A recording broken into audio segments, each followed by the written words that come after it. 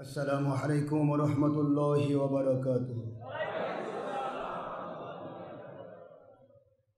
الحمد لله نحمده ونستعينه ونستغفره ونؤمن به ونتوكل عليه ونعوذ بالله من شرور أنفسنا ومن سيئات أعمالنا.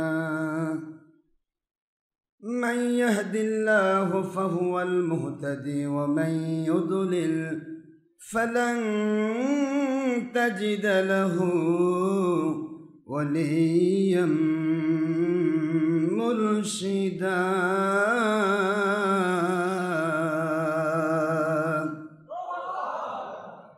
ونشهد أن لا إله إلا الله وحده لا شريك له، ونشهد أن سيدنا وسندنا وحبيبنا ومولانا محمدا عبده ورسوله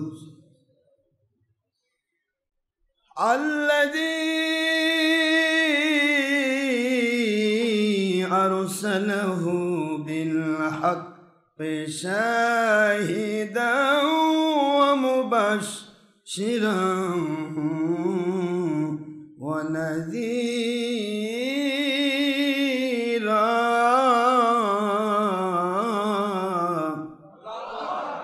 وداعيا إلى الله بإذنه وسراجا منيرا.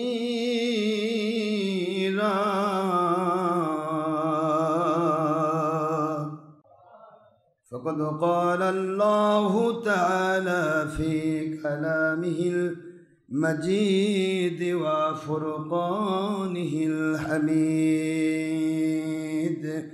أعوذ بالله من الشيطان الرجيم. بسم الله الرحمن الرحيم. إن الله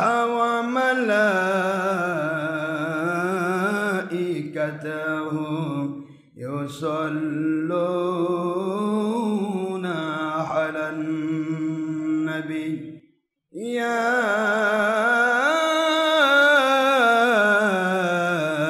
أيها الذين آمنوا صلوا عليه وسلموا تسليما.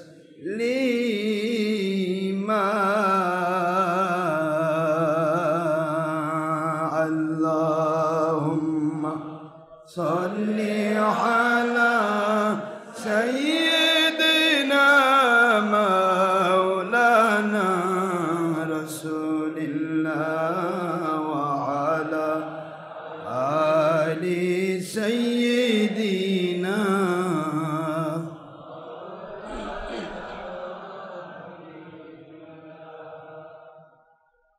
وبنجني ডাকাশিবে এ রঙিন পৃথিবী সারিতে কবে না জানি ডাকাশিবে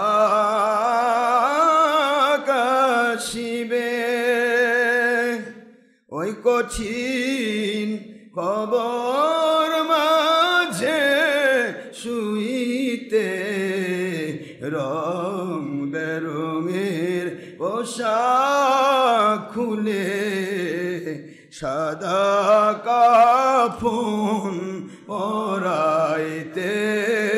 আল্লাহুম্মা সাল্লি আলা মাওলানা রাসূলিল্লাহ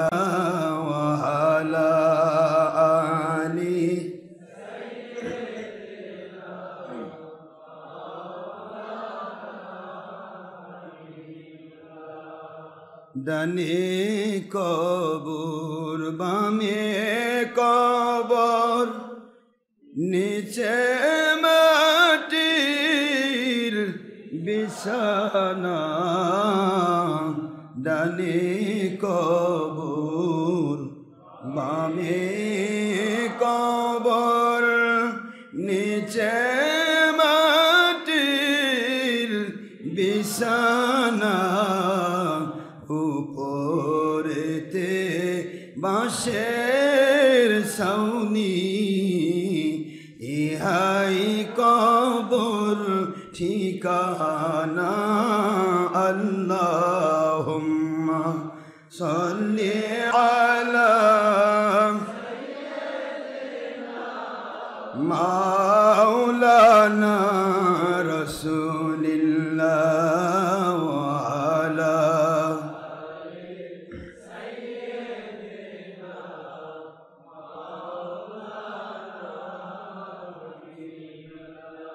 আয় নবীজি স্বপ্নের মাঝে দিবেন বারবার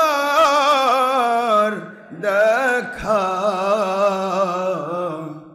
আয় হাবিবি রুহানিয়াতের হালে দিবেন বারবার দেখা আয় নবীজি রোজ হাসরে দিবেন মোদের দেখা থাকবে না কো বন্ধু স্বজন থাকবে না কো মা বাবা সন্তান থাকবে না কো দুনিয়ার সম্পদ কাঁদিব যখন একা আল্লাহুম্মা সাইয়্যিদিনা মাওলানা রাসূলিল্লাহ ওয়া আলা সাইয়্যিদিনা মাওলানা হাবিবিল্লাহ যিনি দেখেছেন দুনয়নে রূপ মুবারক আপনার এ ভুবনে যিনি দেখেছেন দুনয়নে রূপ মুবারক আপনার এ জীবনে সাফল্য তাঁর ত্রিভুবনে সাফল্য তাঁর ত্রিভুবনে বারবার দেখা দিবেন ইয়া রাসূলাল্লাহ আল্লাহুম্মা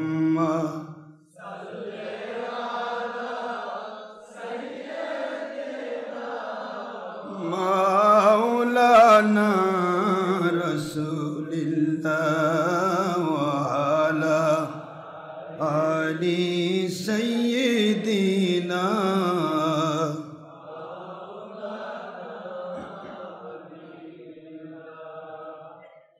মুআজ্জাজ মুহতারাম প্রিয় সম্মানিত উপস্থিতি মুসলমান মুমিন মুত্তাকি আল্লাহর বান্দা বান্দিগণ বিভিন্ন জায়গা থেকে বিভিন্ন এলাকা থেকে বিভিন্ন ডিস্ট্রিক্ট থেকে বগুড়ার বিভিন্ন মহল্লা থেকে থানা থেকে অনেক বড় কষ্ট করে মুজাহাদানার দায়িত্ব পালন করে অনেক এসি মসজিদ অতিক্রম করে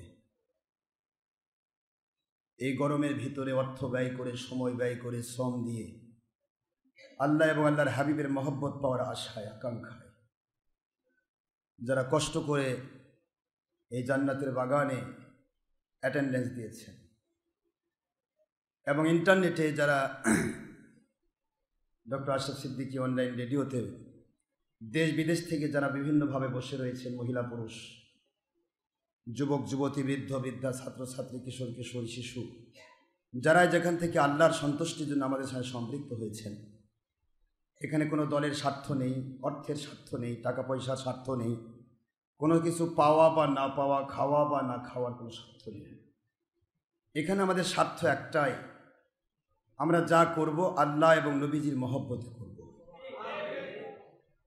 যা আমল করব, যা কথা বলবো, যা কথা শুনব, নামাজ আদায় করব, রোজা রাখবো, হজ করব, জাকাত দেব, ভালো কাজ করব, মন্দ কাজ ছাড়ব, দেশ জাতি ইসলামের উপকার করব, দেশ জাতি ইসলামের ক্ষতি করব না, জঙ্গিপনা, সন্ত্রাসীপনা, মানুষ খুন, যাবতীয় হারাম কাজ করব না, মা বাবার খেদমত করব, সন্তানের হক আদায় করব, স্ত্রীর হক আদায় করব, এক কথায় যত ভালো কাজ করব আর মন্দ কাজ ছাড়ব, সব কিছুর মূলেই থাকবে মহান আল্লাহ পাক রব্বুল আলামিন ওনাকে সন্তুষ্ট করা।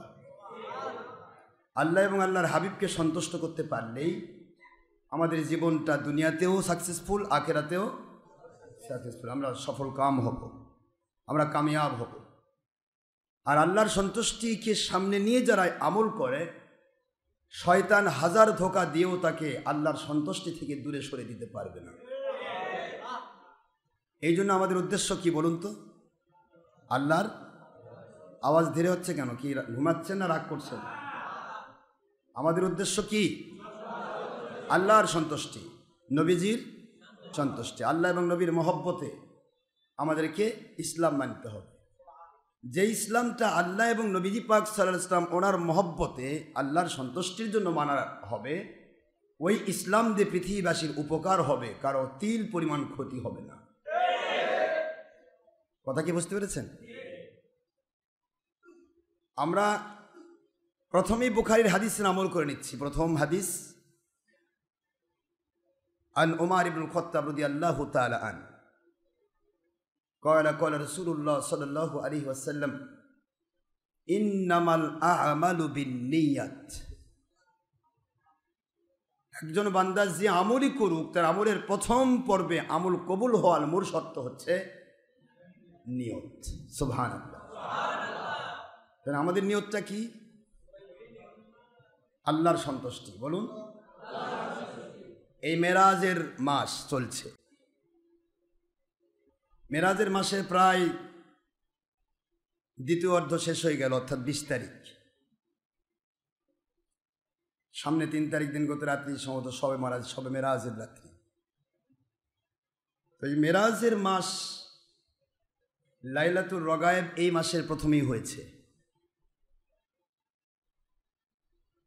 আর এই রজবুল হারাম, পবিত্র রজব মাস, এই মাস আসলেই আমাদেরকে আল্লাহ পাক স্মরণ করে দেন রমজানুল মুবারকের কথা। কিসের কথা বলুন তো? রমজানুল মুবারকের রোজা রাখার নিয়ত আছে না নাই? জোরে বলুন। হ্যাঁ, ইনশাআল্লাহ। মালিক যদি আমাদের তৌফিক দান করেন, তাহলে আমার নবীজির শেখানো সেই দোয়াটা আগে পড়ে নিতে হবে। হুজুর দোয়া করতেন, কানা ইয়াদু রাসূলুল্লাহ সাল্লাল্লাহু আলাইহি ওয়াসাল্লাম ফি আউয়ালির রজব। রজবের প্রথম দিকেই হুজুর দোয়া শুরু করে দিতেন সবাইকে শিক্ষা দেওয়ার জন্য। আল্লাহুম্মা বারিক লানা ফি রজব ওয়া শাবান ওয়া বাল্লিগনা রমাদান। আয় আল্লাহ, আমাদের রজব এবং শাবান মাসে আমাদের হায়াতিক জিন্দেগিতে, আমলি জিন্দেগিতে বরকত দান করুন। রমজান মুবারকের যাবতীয় আমল আপনার সন্তুষ্টির উদ্দেশ্যে করার জন্য আমাদেরকে হায়াত বাড়িয়ে দিন, আমিন। এই দোয়াটা হুজুর কেন শিক্ষা দিলেন? রজবুল হারাম যখন আসেন তখন থেকে রমজান মাসের দূরত্ব হচ্ছে 2 মাস, রজব, শাবান, তারপরে রমজান। তো রমজানুল মুবারক আসার 2 মাস আগে হুজুর কেন এই দোয়া শিখালেন? আমি সর্বপ্রথমে সবাইকে সবার জন্য দোয়া করছি। বাংলার বিরোধী দল, সরকারি দল, আলেম ওলামা, ওলিয়া উলিয়া, জাকিরিন, শাকিরিন, মুহিব্বিন, সর্বস্তরের আলেম ওলামা, মাথার তাজ, যারা আল্লাহর সন্তুষ্টির জন্য নবীজির মহব্বতে ইসলাম মানেন এবং মানুষকে মানানোর চেষ্টা করছেন। আমি সকলকে আমার দোয়ার মধ্যে শরিক করছি। এমনকি নন মুসলিম, হিন্দু, খ্রিস্টান, বৌদ্ধ, অন্য কোনো ধর্মের মানুষ অথবা অলিয়া উলিয়া বিদ্বেষী, পীর মুরিদি বিদ্বেষী, খেলাফত বিদ্বেষী এমন যে কোম্পানিগুলো আছেন ধর্মের নামে, তাদেরকেও আমি অ্যাড করছি যদি আমাদের সাথে সম্পৃক্ত থাকেন আল্লাহর হস্তে। পুরুষ মহিলা যিনি ইনসান, যুবক যুবতী, বৃদ্ধ বৃদ্ধা, ছাত্রছাত্রী, কিশোর কিশোরী,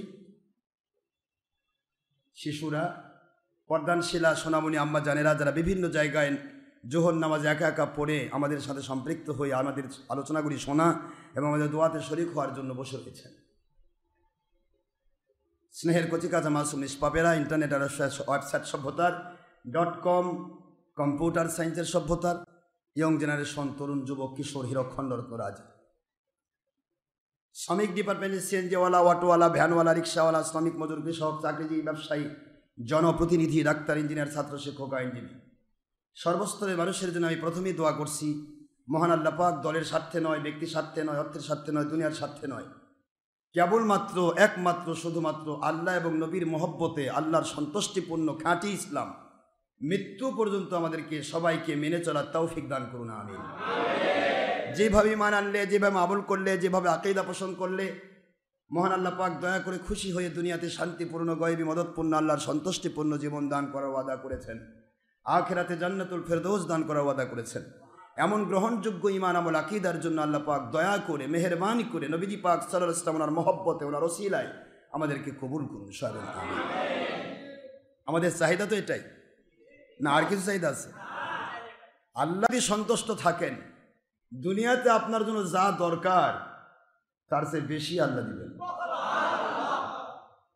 যার প্রতি দেশের সরকার প্রধান বা রাষ্ট্রপতি, কোনো দেশের বাদশাহ যার প্রতি সন্তুষ্ট থাকে, ওই ব্যক্তির জন্য ফান্ডামেন্টাল রাইট, দুনিয়াতে তো খাবার, খাদ্য, বস্ত্র, শিক্ষা, চিকিৎসা, বাসস্থান যা যা দরকার তার চাইতে অনেক বেশি বাদশাহ দিয়ে থাকেন। কথা বলেন না কেন? বাংলাদেশের কোনো মন্ত্রী বাড়িতে অভাব আছে? কথা নেই। কোনো এমপির বাড়িতে, চেয়ারম্যানের বাড়িতে, এমনকি মেম্বরের বাড়িতে অভাব নেই। কারণ মেম্বর কি সরকারের লোক? কি কথা করছেন নাকি? সরকারের লোক যে, সে যদি আর এমনি চামচাও হয়, ওরও দাম আছে না? নাই? হ্যাঁ, আপনার বড় ওস্তাদ দেখে পুলিশ ভয় পায় না, কিন্তু সরকারের এক চামচা, টুটা ফাটা এক নেতা, তার দেখে পুলিশ ভয় পায়। বুঝেন? এটা যদি পৃথিবীর স্বাভাবিক যে মানুষগুলিকে আল্লাহ ইচ্ছা করলে মুহূর্তের মধ্যে কোন শব্দ দিয়ে সমস্ত বাদশাকে ফকির বানায় দেবেন বা কবরে ঢুকাই দেবেন, আর সকল ফকিরকে বাদশা বানিয়ে দেবেন, এই ক্ষমতা যে মালিকের, সেই মালিক যদি আপনার উপর সন্তুষ্ট থাকে, তাহলে দুনিয়াতে আপনার কোথায় কি দরকার ওটা কি আমার মালিক পূরণ করতে পারবেন না? জোরে বলুন। এইটাই বিশ্বাস। এর নাম কি? এর নাম ঈমান। আল্লাহ রাব্বুল আলামিন বলেন, ফাইন আমানু বিমিসলি মা আমানতুম বিহি ফাকাদ ইহতাদা। দুনিয়ার মুসলমানেরা, মুমিনেরা, যদি তোমরা ঈমান আনতে পারো, এমনভাবে ঈমান আনতে পারো, এমনভাবে আকীদা পোষণ করতে পারো, এমনভাবে আমল করতে পারো, যেমনভাবে আমার নবীজির সাহাবায়ে কেরাম ঈমান এনেছিলেন। আল্লাহর হাবিবকে আল্লাহ বুঝাচ্ছেন, আমার বন্ধু, আমি আল্লাহ ঘোষণা দিয়ে দিলাম, আপনার সাহাবায়ে কেরামের মতো ঈমানের গতি অত দূর না পৌঁছুক, কিন্তু তাদের ঈমানের ধারার সাথে পরবর্তী যাদের ঈমানের ধারা মিলে যাবে, আমল আকীদা মিলে যাবে, আল্লাহ পাক বলেন আমি আল্লাহ ঘোষণা দিলাম ওদেরকে হেদায়েত প্রাপ্ত জান্নাতি বান্দা বানাবো। আমানু বিমিসলি মা আমানতুম বিহি ফাকাদ ইহতাদাও। যদি তারা ঈমান আনতে পারে সেই রকম, সাহাবায়ে কেরামের ঈমানটা কীরকম ছিল? নিজেকে বিলীন করব, কিন্তু ছল চাতুরি করব না। নিজেকে বিলীন করব, কিন্তু ধান্দাবাজি, অন্যের ক্ষতি, এটা সাহাবায়ে কেরাম আকীদার ভিতর ছিল। আমরা যদি ওই রকম চিন্তা করতে পারি, আমার মালিক বলেন তোমাদের টেনশন নাই, সাহাবায়ে কেরামকে যেমন দুনিয়াতে জান্নাতের সার্টিফিকেট দিয়েছি, তোমাদেরকেও দুনিয়াতেই জান্নাতে ঘোষণা দিয়ে দেব। না ভুল বললাম? আল্লাহ দুনিয়াতে ঘোষণা দেননি? আস-সাবিকুনাল আউয়ালুনা মিনাল মুহাজিরিনা ওয়াল আনসার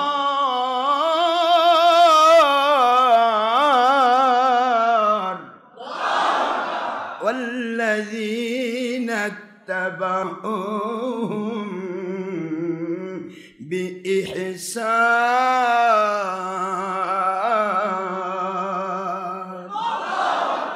রাদিয়াল্লাহু আনহুম ওয়া রাদু আন ওয়া আ'আদ্দা লাহুম জান্নাতিন তাজরি তাহতাহাল আনহার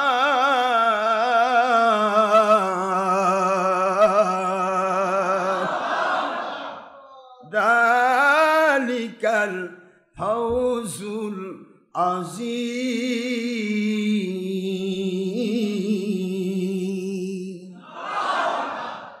কার কথা এটা?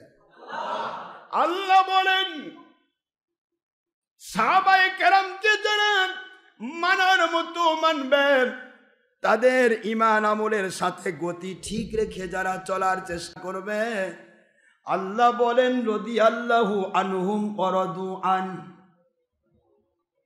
আমার সাহাবায়ে কেরামদের উপর আমি যেমন সন্তুষ্ট, তাদের অনুসারীদের জন্য আমি আল্লাহ সন্তুষ্ট। ওয়াল্লাযীনা তাবাউহুম বিইহসান, যে বা যারা সাহাবায়ে কেরামকে ইহসানের সাথে আল্লাহর সন্তুষ্টির জন্য অনুসরণ করবে, আল্লাহ বলেন রাদিয়াল্লাহু আনহুম ওয়া রাদু আন, তাদের উপর আমি আল্লাহ সন্তুষ্ট হয়ে গেলাম। সরাসরি তাদেরকে অনুসরণ করেছেন তাবিগণ। এই আয়াতের নুজুল খাস, হুকুম আম, মনে থাকবে তো? সাহাবায়ে কেরামদের অনুসরণ করেছেন তাবেঈগণ, আল্লাযীনা তাবাউহুম, যারা তাদের অনুসরণ করার মতো করেছে, তাদের জন্য আল্লাহ ঘোষণা দিয়েছেন এই তাবেঈদের সাথে কিয়ামত পর্যন্ত যেই মানুষই সাহাবায়ে কেরামকে তাবেঈদের মতো মানার চেষ্টা করবে, আল্লাহ ঘোষণা দিয়ে রাখলেন যে তাদের উপর আমি সন্তুষ্ট থাকব। ওয়া আ'আদ্দা লাহুম জান্নাতিন তাজরি তাহতাহাল আনহার, আগেই ঘোষণা দিয়ে দিলাম ওদের জন্য আমি জান্নাত প্রস্তুত করে রাখলাম। তাহলে আমাদের জিন্দেগিটা আমরা যদি একটু মিলাতে চাই সাহাবায়ে কেরামের সাথে, তাহলে আমরা কিন্তু প্রত্যেকটা আমল আল্লাহ এবং নবীজির সন্তুষ্টির জন্য করতে পারব। ঠিক না ভাই? তো আজকে আমরা শিখে নেই, রজবুল হারাম মাসে আমার আল্লাহ পাক সালাত দান করেছেন, একথা জানেন তো? না জানা নেই? আজকে যে ভাইয়েরা বলছেন মেরাজ হয়নি, আজকে অনেক কোম্পানি বই লিখেছে, অনেক কোম্পানির বই আমার কাছে আছে, তাদের নাম বলবো, নাম বলে দাম বাড়ে, দরকার নেই। যে কোম্পানিগুলো বলছেন যে মেরাজ সম্ভব নয়, কারণ মেরাজ বাইতুল মাকদাস পর্যন্ত মেরাজ, এইটা ঠিক আছে, কিন্তু ঊর্ধ্বগমন, এখানে গিয়ে আল্লাহ দেখা, এক শ্রেণী বলতেছে ঊর্ধ্বগমন সম্ভব নয়, আরেক শ্রেণী বলতেছেন ঊর্ধ্বগমন হয়েছে কিন্তু আল্লাহ দেখা সম্ভব নয়। আমি তাদের খেদমতে আরজ করছি, আপনারা যদি বলেন মেরাজ সম্ভব নয়, তাহলে সলাত আসলো কোথা থেকে? মেরাজকে অস্বীকার করা মানে সলাত অস্বীকার করা। বুখারী শরীফে হাদিস, হুজুর পাক সাল্লাল্লাহু আলাইহি ওয়াসাল্লাম মেরাজ শরীফ থেকে এসেই সলাতের আদেশ করেছেন। 5 ওয়াক্ত সলাত। কয় ওয়াক্ত? এই 5 ওয়াক্ত নামাজ, সলাত, এই নামাজ যে নিয়ে আসা হলো মেরাজ থেকে, সেইটাই আমার আল্লাহ কোরআনে ঘোষণা দিয়েছেন, আহুয়া বিল উফুকিল আ'লা,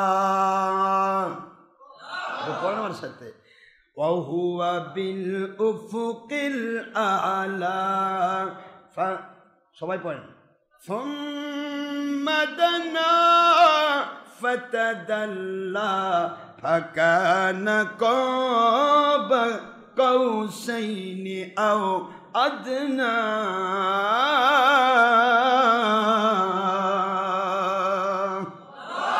ফাআওহা ইলা আবদিহি মা আওহা।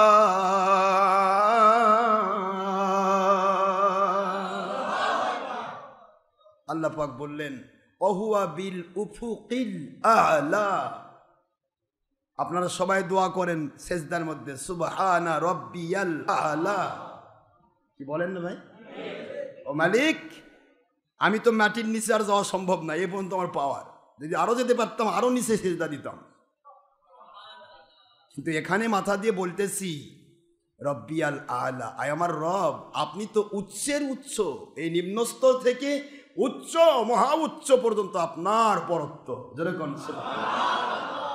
এই যে আমি সেজদা দিলাম মাটিতে, সেজদা দিয়ে মালিককে বলতেছি আল্লাহ আপনি উচ্চের উচ্চ, আলা, আলা মানে সর্বোচ্চ, বলেন না?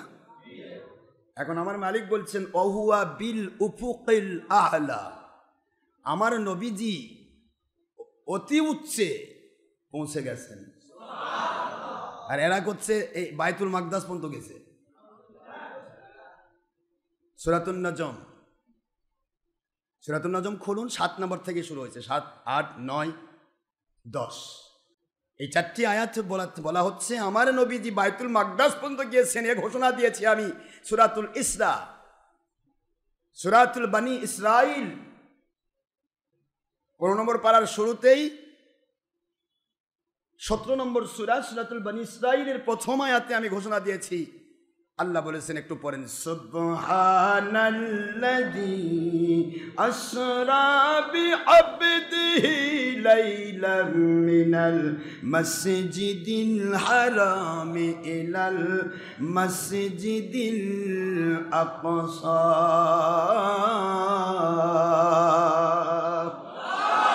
আল্লাযী বারাকনা হাওলাহু লিনুরিয়াহু মিন আয়াতিনা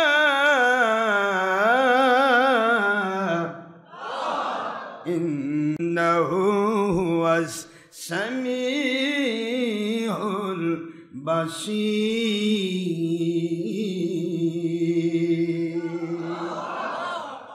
এটা কোরআন শরীফের সূরাতুল ইসরা, বনি ইসরাইল। আল্লাহ পাক এই আয়াতে বর্ণনা দিলেন প্রথমে সুবহান, বলেন না? সুবহান দিয়ে শুরু করেছেন, খুব খেয়াল করে শুনুন। যেহেতু মেরাজের রাত্রে আমি থাকবো না, আমার আগামীকাল সকালেই ফ্লাইট, ইন্ডিয়াতে চলে যাব, আল্লাহ যদি নিয়ে যান ইনশাআল্লাহ। সামনের জুমা আমার মুরিদ ও ছাত্র আবু হুরায়রা, মৌলানা আবু হুরায়রা পড়াবে ইনশাআল্লাহ 5 তারিখের জন্য। তো আমি আপনাদের খেদমতে বলছি যে যেহেতু আমি থাকছি না, এই জন্য শবে মেরাজের আলোচনাটা আমি আজকে আপনাদেরকে বলে দিচ্ছি। কষ্ট হচ্ছে না তো? এগুলো করে মনোযোগ দিয়ে শোনার চেষ্টা করবেন। যে মেরাজ যারা অস্বীকার করেন তাদের খেদমতে আমি প্লেস করছি এই আয়াতগুলি। যারা একেবারেই মেরাজ অস্বীকার করবেন তারা কোরআন শরীফের অসংখ্য আয়াতকে অস্বীকার করার কারণে পাকা পাকা মুসলমান। কি বলে? একবারে জাদ্দেল মুসলমান না, কাফের বলে তারা মাইন্ড করে। আবার ডক্টর আশরাফ সিদ্দিকী খালি কাফের কয়, ডক্টর আশরাফ সিদ্দিকী কেন কাফের করবে না? তুমি যদি আল্লাহকে অস্বীকার করো, কোরআন অস্বীকার করো, হাদিস অস্বীকার করো, নবীজির দুশ্মনী করো, তো তুমি কোন সূত্র দিয়ে তুমি মুসলিম দাবি করবে? যেখানে মুসলমানের সংজ্ঞা হচ্ছে আল মুসলিমু মান সালিম আল মুসলিমুনা মিন লিসানিহি ওয়া ইয়াদিহি, মুসলমান সে ব্যক্তি যার জবান দিয়ে এবং যার হাতের কার্যকলাপ দিয়ে, জবান মানে বোঝেন, তার জবান দিয়ে আল্লাহ এবং নবী তো টাচ লাগা দূরের কথা, পুরা জাতি নিরাপত্তা লাভ করবে। সুবহানাল্লাহ পড়বেন না? তবে আল্লাহ যেখানে যা বলেন সেই কথা জবান দিয়ে বের হওয়া, এটা কিন্তু আবার বলবেন না যে হুজুর তাহলে তো এটাতে নিরাপদ হলো না। একটা চোর চুরি করতেছে, চোরকে চোর বললে আপনি বলবেন হুজুর আপনি চোর করছেন না, আপনার মুখে তো মানুষ নিরাপদ নয়, এটা কি হবে? চোরকে চোর বলতে হবে। আল্লাহ বলেছেন সাধুকে সাধু বলছে, কেউ যদি চোরকে চোর না বলে কয় সাধু মানুষ, তাহলে বোঝা যাবে রাতের বেলা ওই চুরি করে নিয়ে আসে আর ওর থেকে 10 টাকা হলো ওই ভাগ খায়। কথা কি বোঝা যায়? যিনি যা তা বলতে হবে, এটা আল্লাহর কোরআন। তবে যিনি যা নন তা তাকে বলা, যিনি মুসলিম তাকে মুসলিম বলতে হবে, মুসলিম নয় মুসলিম বলা যাবে না। একটা ইহুদিক যদি আপনি বলেন ভাই ইহুদি, ঠিক আছে ভাই তুই ভালো মুসলমান ভাই, আল্লাহকে কে রে আমি বললাম ওরা কাফের আর তুই করছিস ভালো, তাহলে তুই কি ডিগ্রি বড় নিছিস নাকি? কথা কি বোঝেন না? বোঝেন না? আজকে আমরা সত্য কথা বললে আবার অনেকে ঢাকা মারে, গিবত করে। গিবত করে ডক্টর আশরাফ সিদ্দিকী, ডক্টর আশরাফ সিদ্দিকী গিবত করে। কোরআনে কি গিবত আছে নাকি? কোরআন বলছে যারা আল্লাহর নবীর দুশমন তারা মুসলমান নয়। আমি যদি বলি নবীর দুশমনী যে করবে সে মুসলমান নয়, এটা কিসের গিবত হয়? কোরআন বলেছে কোরআন যে অস্বীকার করবে, হাদিস যে অস্বীকার করবে সে মুসলমান থাকবে না, সে কাফের হবে। সেখানে আমি কি করে আপনি বলবো যে ভাই আপনি কোরআনের বিরোধিতা করেছেন, হাদিসের বিরোধিতা করেছেন, ভাই আপনি পাকা মুসলমান ভাই? আল্লাহ কই বাহ তুই না ভালো ওস্তাদ রে। লা তাআতাল মাখলুকি লিমাসিয়াতিল খালিক, দুনিয়ার কোন মাখলুককে খুশি করে আল্লাহকে অসন্তুষ্ট করা যাবে না। তাহলে এই খুশিটা তাদেরকে জাহান্নামে নিয়ে যাবে। দুনিয়ার মাখলুককে খুশি করলো, মাখলুককে খুশি করে পাওয়া যায় অনেক কিছু। চোরকে খুশি করছেন, প্রয়োজনে চোর 100 টাকা চুরি করবে, আপনাকে 10 টাকা হাদিয়া দিবে। ডাকাতকে খুশি করেছেন, ও কিছু দিবে। সুদখোরকে খুশি করেছেন, খাইছে 1 লাখ সুদ, আপনি যদি আরো বলেন ভাই আমার এখানে 10 টাকা দিয়ে যায়, তাহলে সাদা হয়ে যাবে। ওই প্রতিদিন সুদ খাবে আর আপনাকে টাকা দিয়ে যাবে। কথা কয় না কি হবে? দুনিয়ার যাকে খুশি করেন সে আপনার পক্ষে থেকে দুনিয়ার মাল দেবে, কিন্তু আমার মালিক বলছেন দুনিয়ার মালই তোর হবে, কিন্তু আমি আল্লাহকে পাবি না। এই জন্য মালিককে খুশি করার জন্য, নবীজি পাক সাল্লাল্লাহু আলাইহি ওয়াসাল্লামকে খুশি করার জন্য যদি কেউ কাজ করে, কথা বলে, আর এতে যদি কেউ খুশি হয়, আল্লাহ বলেন ওই খুশি মানুষগুলিকে যেহেতু আমার জন্য খুশি হয়েছে, আমার নবীর জন্য খুশি হয়েছে, এই জন্য আমি তাদের জন্য জান্নাত বরাদ্দ করলাম। আর আল্লাহ এবং নবীর সত্য কথা বলার পরে যদি কেউ তার দুশমনি করে, বোঝা যাবে সে দলের কাছে নেশাগ্রস্ত হয়ে বিক্রি হয়ে গেছে। সে দলের স্বার্থে, দুনিয়ার স্বার্থে, বাহবা পাওয়ার স্বার্থে, দুনিয়ার যাবতীয় মাল ঘর কুটো খাওয়ার আশায় সে উল্টাপাল্টা বকছে। এই উল্টাপাল্টা যদি কেউ বকে, আল্লাহ রব্বুল আলামিন বলেন তুই যা কিছু কর, শোন আমাকে অসন্তুষ্ট করে দুনিয়াবাসীকে তুই খুশি করলি, পৃথিবীর মধ্যে মনে রাখিস পৃথিবীর সব মানুষ যদি তোর পক্ষে চলে যায় আর আমি আল্লাহ যদি তোর অসন্তুষ্ট হয়ে থাকি, তুই কিছুই পাবি না। হবে? বাংলাদেশে মেলা আলেম ছিল, দেশ বিদেশে কোটি কোটি ভক্ত, কিন্তু কোটি কোটি ভক্তরা কোথায় গেছে? কোটি কোটি ভক্তর মুখে আর কোনো আলেমের গান নেই। কোনো আলেম যদি বলে সারা জীবন আমি মিলাদের পক্ষে ছিলাম, বিকালবেলা এসে করছে আলেম, কইটা তো বেদাত। কি আলেম বের হয়েছে বাংলাদেশে? আমার আল্লাহ কই কে রে তোর কাজ তুই করবি, আবার তোর বিরুদ্ধেই তুই ফতোয়া দিবি। এমন ফতোয়া তোমার দরকার নাই, তোর মুখ এখন বন্ধ কর। কথা করছে নাকি? এরকম ধীরে ধীরে বাড়াচ্ছে।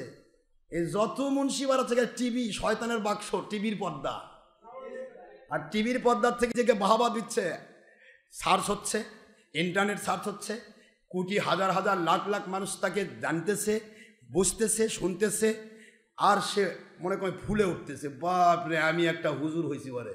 সারা দুনিয়ার মানুষ আমাকে পছন্দ করে, কত যুবক কত তরুণ কি পছন্দ করে, ও পাগল হয়ে যাচ্ছে।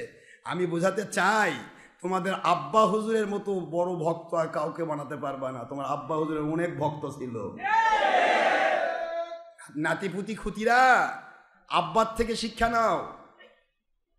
খালি একটু চিন্তা করো, সারা জগতের সব মানুষ যদি তোমার পক্ষে চলে যায়, আমার মালিক যদি তোমার বিপক্ষে চলে যায়, তোমার জিন্দেগিটা কাবাব হয়ে যাবে, কিছুই পাবা না। কোরআন হাতে করে ঘোড়া লাগবে, কিন্তু কোরআনের পক্ষে থাকতে পারবি না। কোরআন হাতে ঘুরে, কোরআন নিয়ে ঘুরতেছি আমরা এখন, মানুষকে দেখাচ্ছি ভাই আমি কোরআনের জন্য, কোরআন আমার জন্য। আল্লাহকে রে কোরআন যদি তুই মেনে থাকিস তা ওটা তোর পকেটে ঘোরা লাগবে না, ওটা তোর মানার মধ্যেই পাওয়া যাবে। কি বুঝাবো আমি আজকে আপনাদেরকে? আমি মেরাজের এই মাসে এইটুকুই বলতে চাই, ওই মৌলবীগুলো, যেই মৌলবীগুলো এগুলো করছেন, ছবির পর্দা, টিভির পর্দা যারা জায়েজ করলেন, আমি তাদের পায়ে হাত দিয়ে বলছি, দুনিয়ার যত বড় মৌলবী হন আপনারা, যে পথেরই হন, আপনাদের প্রতি আমার লাস্ট ফিনিশিং পর্যন্ত একটা মাত্র প্রশ্ন থাকলো, আপনারা ছবি ভিডিও টিভি করছেন আর মনে মনে ভাবতেছেন আমি হক্কানি রব্বানি আলেম, তুঙ্গে উঠছে আমার বাজার, সারা জগতের কোটি কোটি মানুষ আমার ভক্ত। মনে রেখে দিয়েন, কোটি কোটি মানুষই আপনাকে জাহান্নামে নিয়ে যাবে, জান্নাতে যেতে পারবেন না।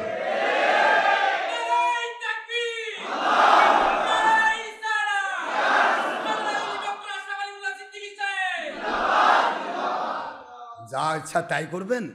একটা বার নিজেকে প্রশ্ন করলেন না?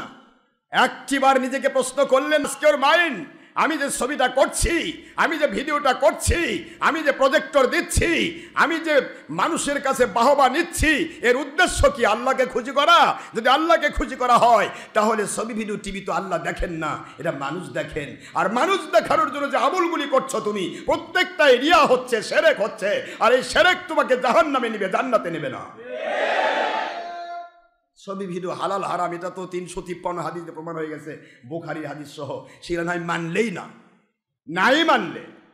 কিন্তু তুমি একটি প্রশ্নের উত্তর আমাকে দিতে হবে, কাকে দেখানোর জন্য ছবি ভিডিও প্রজেক্টর করছো? কাকে দেখাচ্ছ তুমি? যদি মানুষকে দেখানো ইবাদত হয় তাহলে তোমারটা ইবাদত, আর মানুষকে দেখানো যদি শিরক হয় তাহলে তোমারটা শিরক।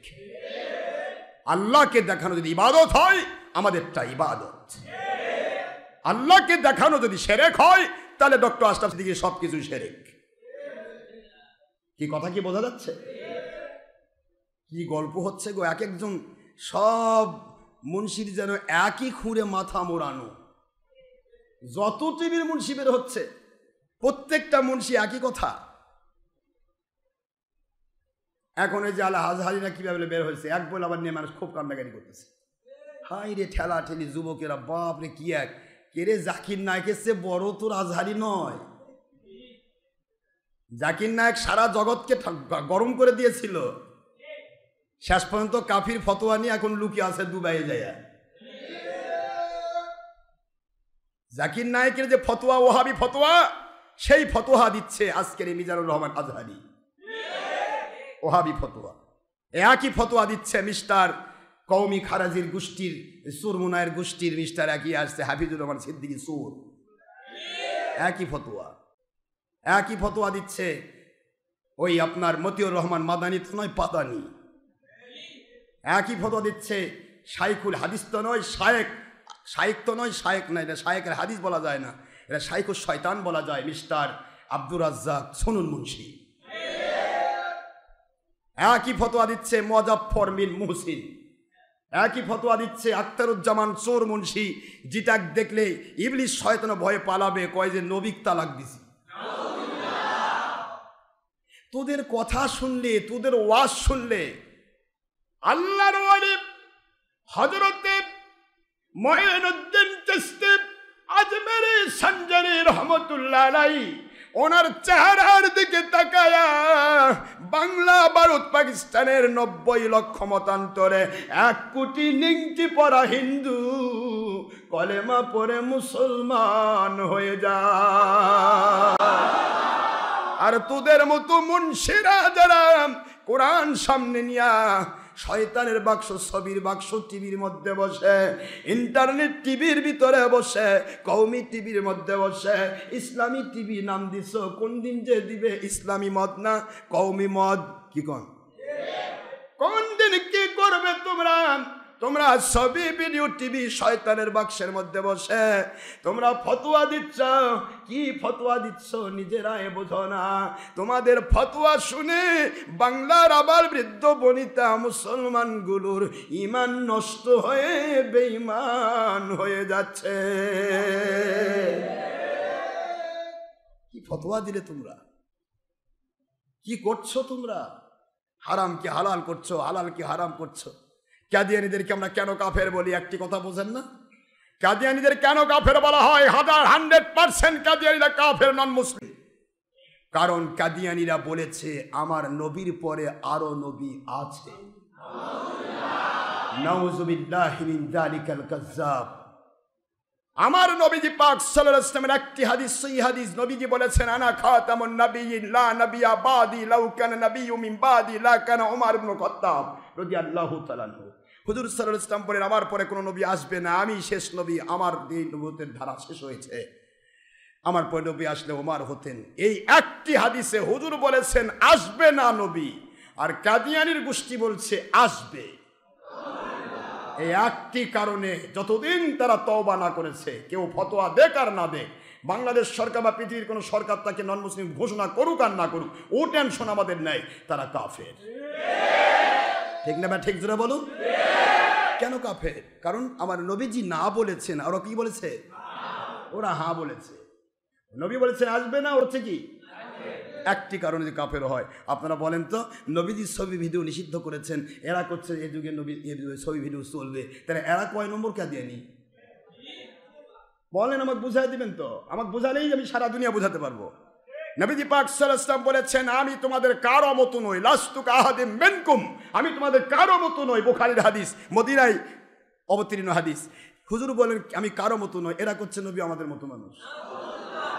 হুজুর বললেন মহিলা পুরুষ একাকার হওয়া নিষিদ্ধ, পরনারী পরপুরুষের দিকে চোখ পড়লে হাইটা লো করো, আর এরা করছে মহিলারা তোমরা হাই করে দেখো, প্রজেক্টর দিলাম হা করে দেখো, আমি দিয়ে দিলাম, পাওয়ার দিয়ে দিছি।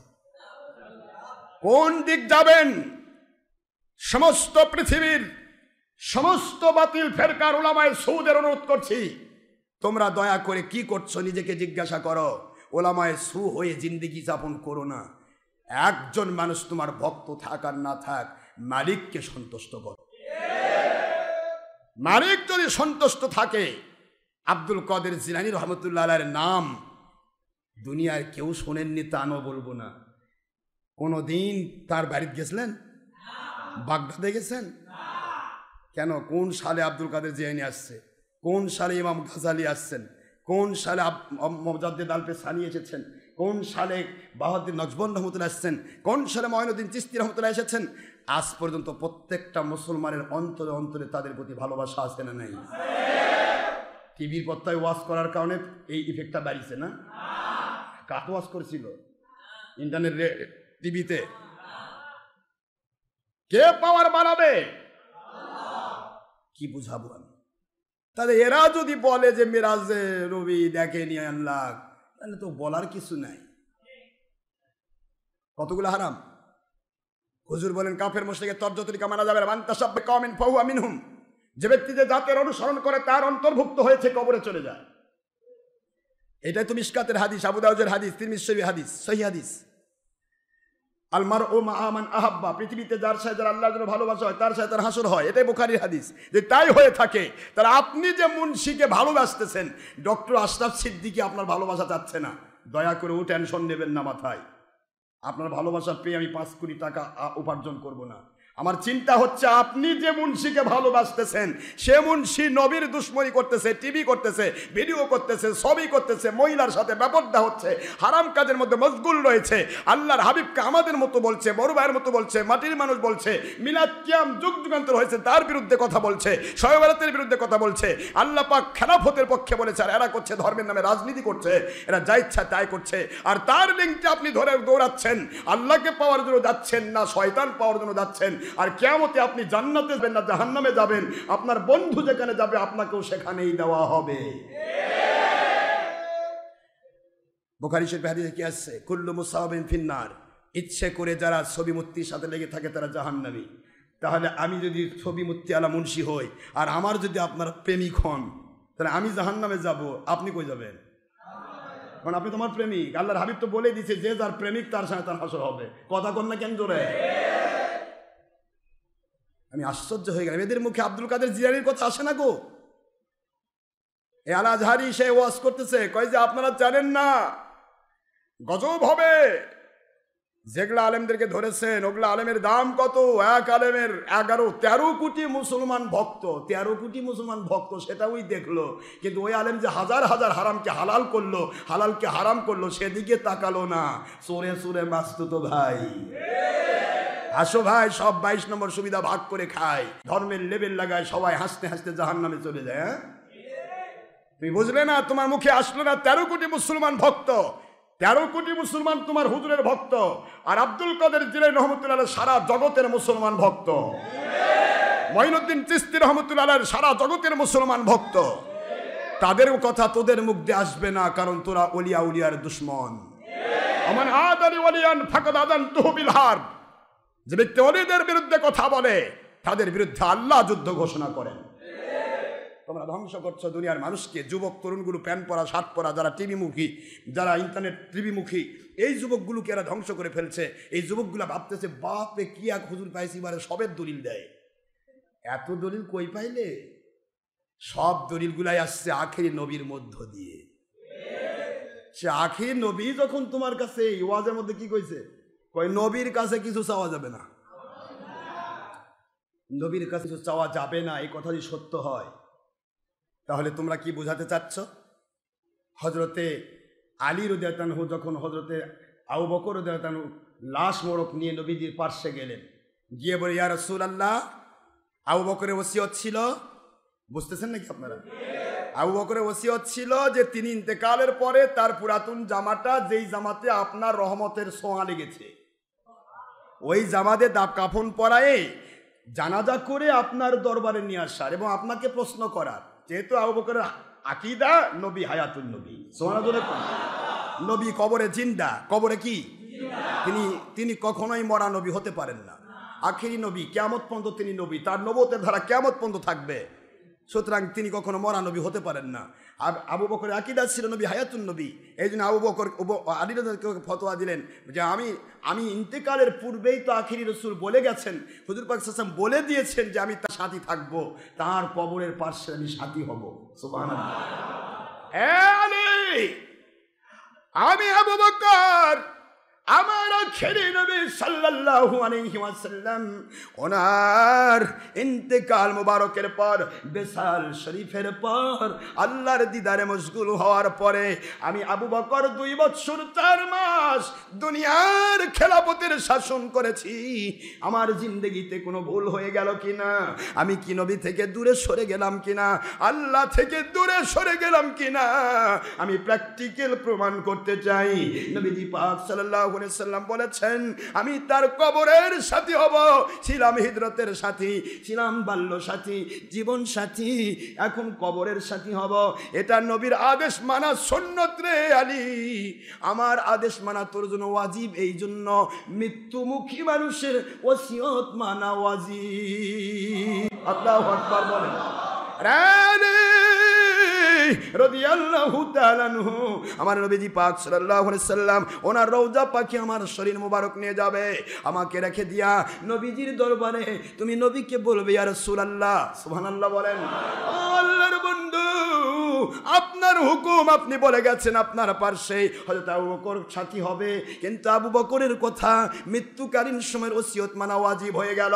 এটাও তো আপনারই ওসিয়ত, আপনার কথা মোতাবেক, আপনার কথা মানলে সুন্নাত আদায় হয়, আর মৃত ব্যক্তির কথা মানলে ওয়াজিব আদায় হয়। ও আল্লাহর বন্ধু, ওয়াজিব আদায়ের লক্ষ্যে আপনার দরবারে আসলাম, মেহেরবানি করে জানিয়ে দিন আবু বকরকে কোথায় দাফন করব। আবু বকরের বাণী হলো যদি আপনি কথা না বলেন তাহলে বোঝা যাবে নবী মরে গেছে, এই জন্য কথা বলছে না, তা নয়। আমি 2 বছর 4 মাস আমি যে ভুল করেছি, এই ভুলের কারণে আল্লাহ এবং নবীর সাথে আমার বন্ধুত্বের সম্পর্ক কেটে গেছে। রে আলী, আমাকে জান্নাতুল বাকি গোরস্থানে দাফন দিয়ে দিবি। সুবহানাল্লাহ জোরে কোন। আল্লাহর বন্ধু, কি করব দয়া করে জানান। হযরত আলী রাদিয়াল্লাহু আনহু মুরাকাবার হালতে কাশফুল কুবুর করার পর এবার আস্তে করে দাঁড়িয়ে গেলেন। দাঁড়িয়ে গিয়ে দেখতেছেন আল্লাহর হাবিবের রওজা পাকের 4 পাশের খুঁটিগুলো থরথর করে কাঁপতেছে।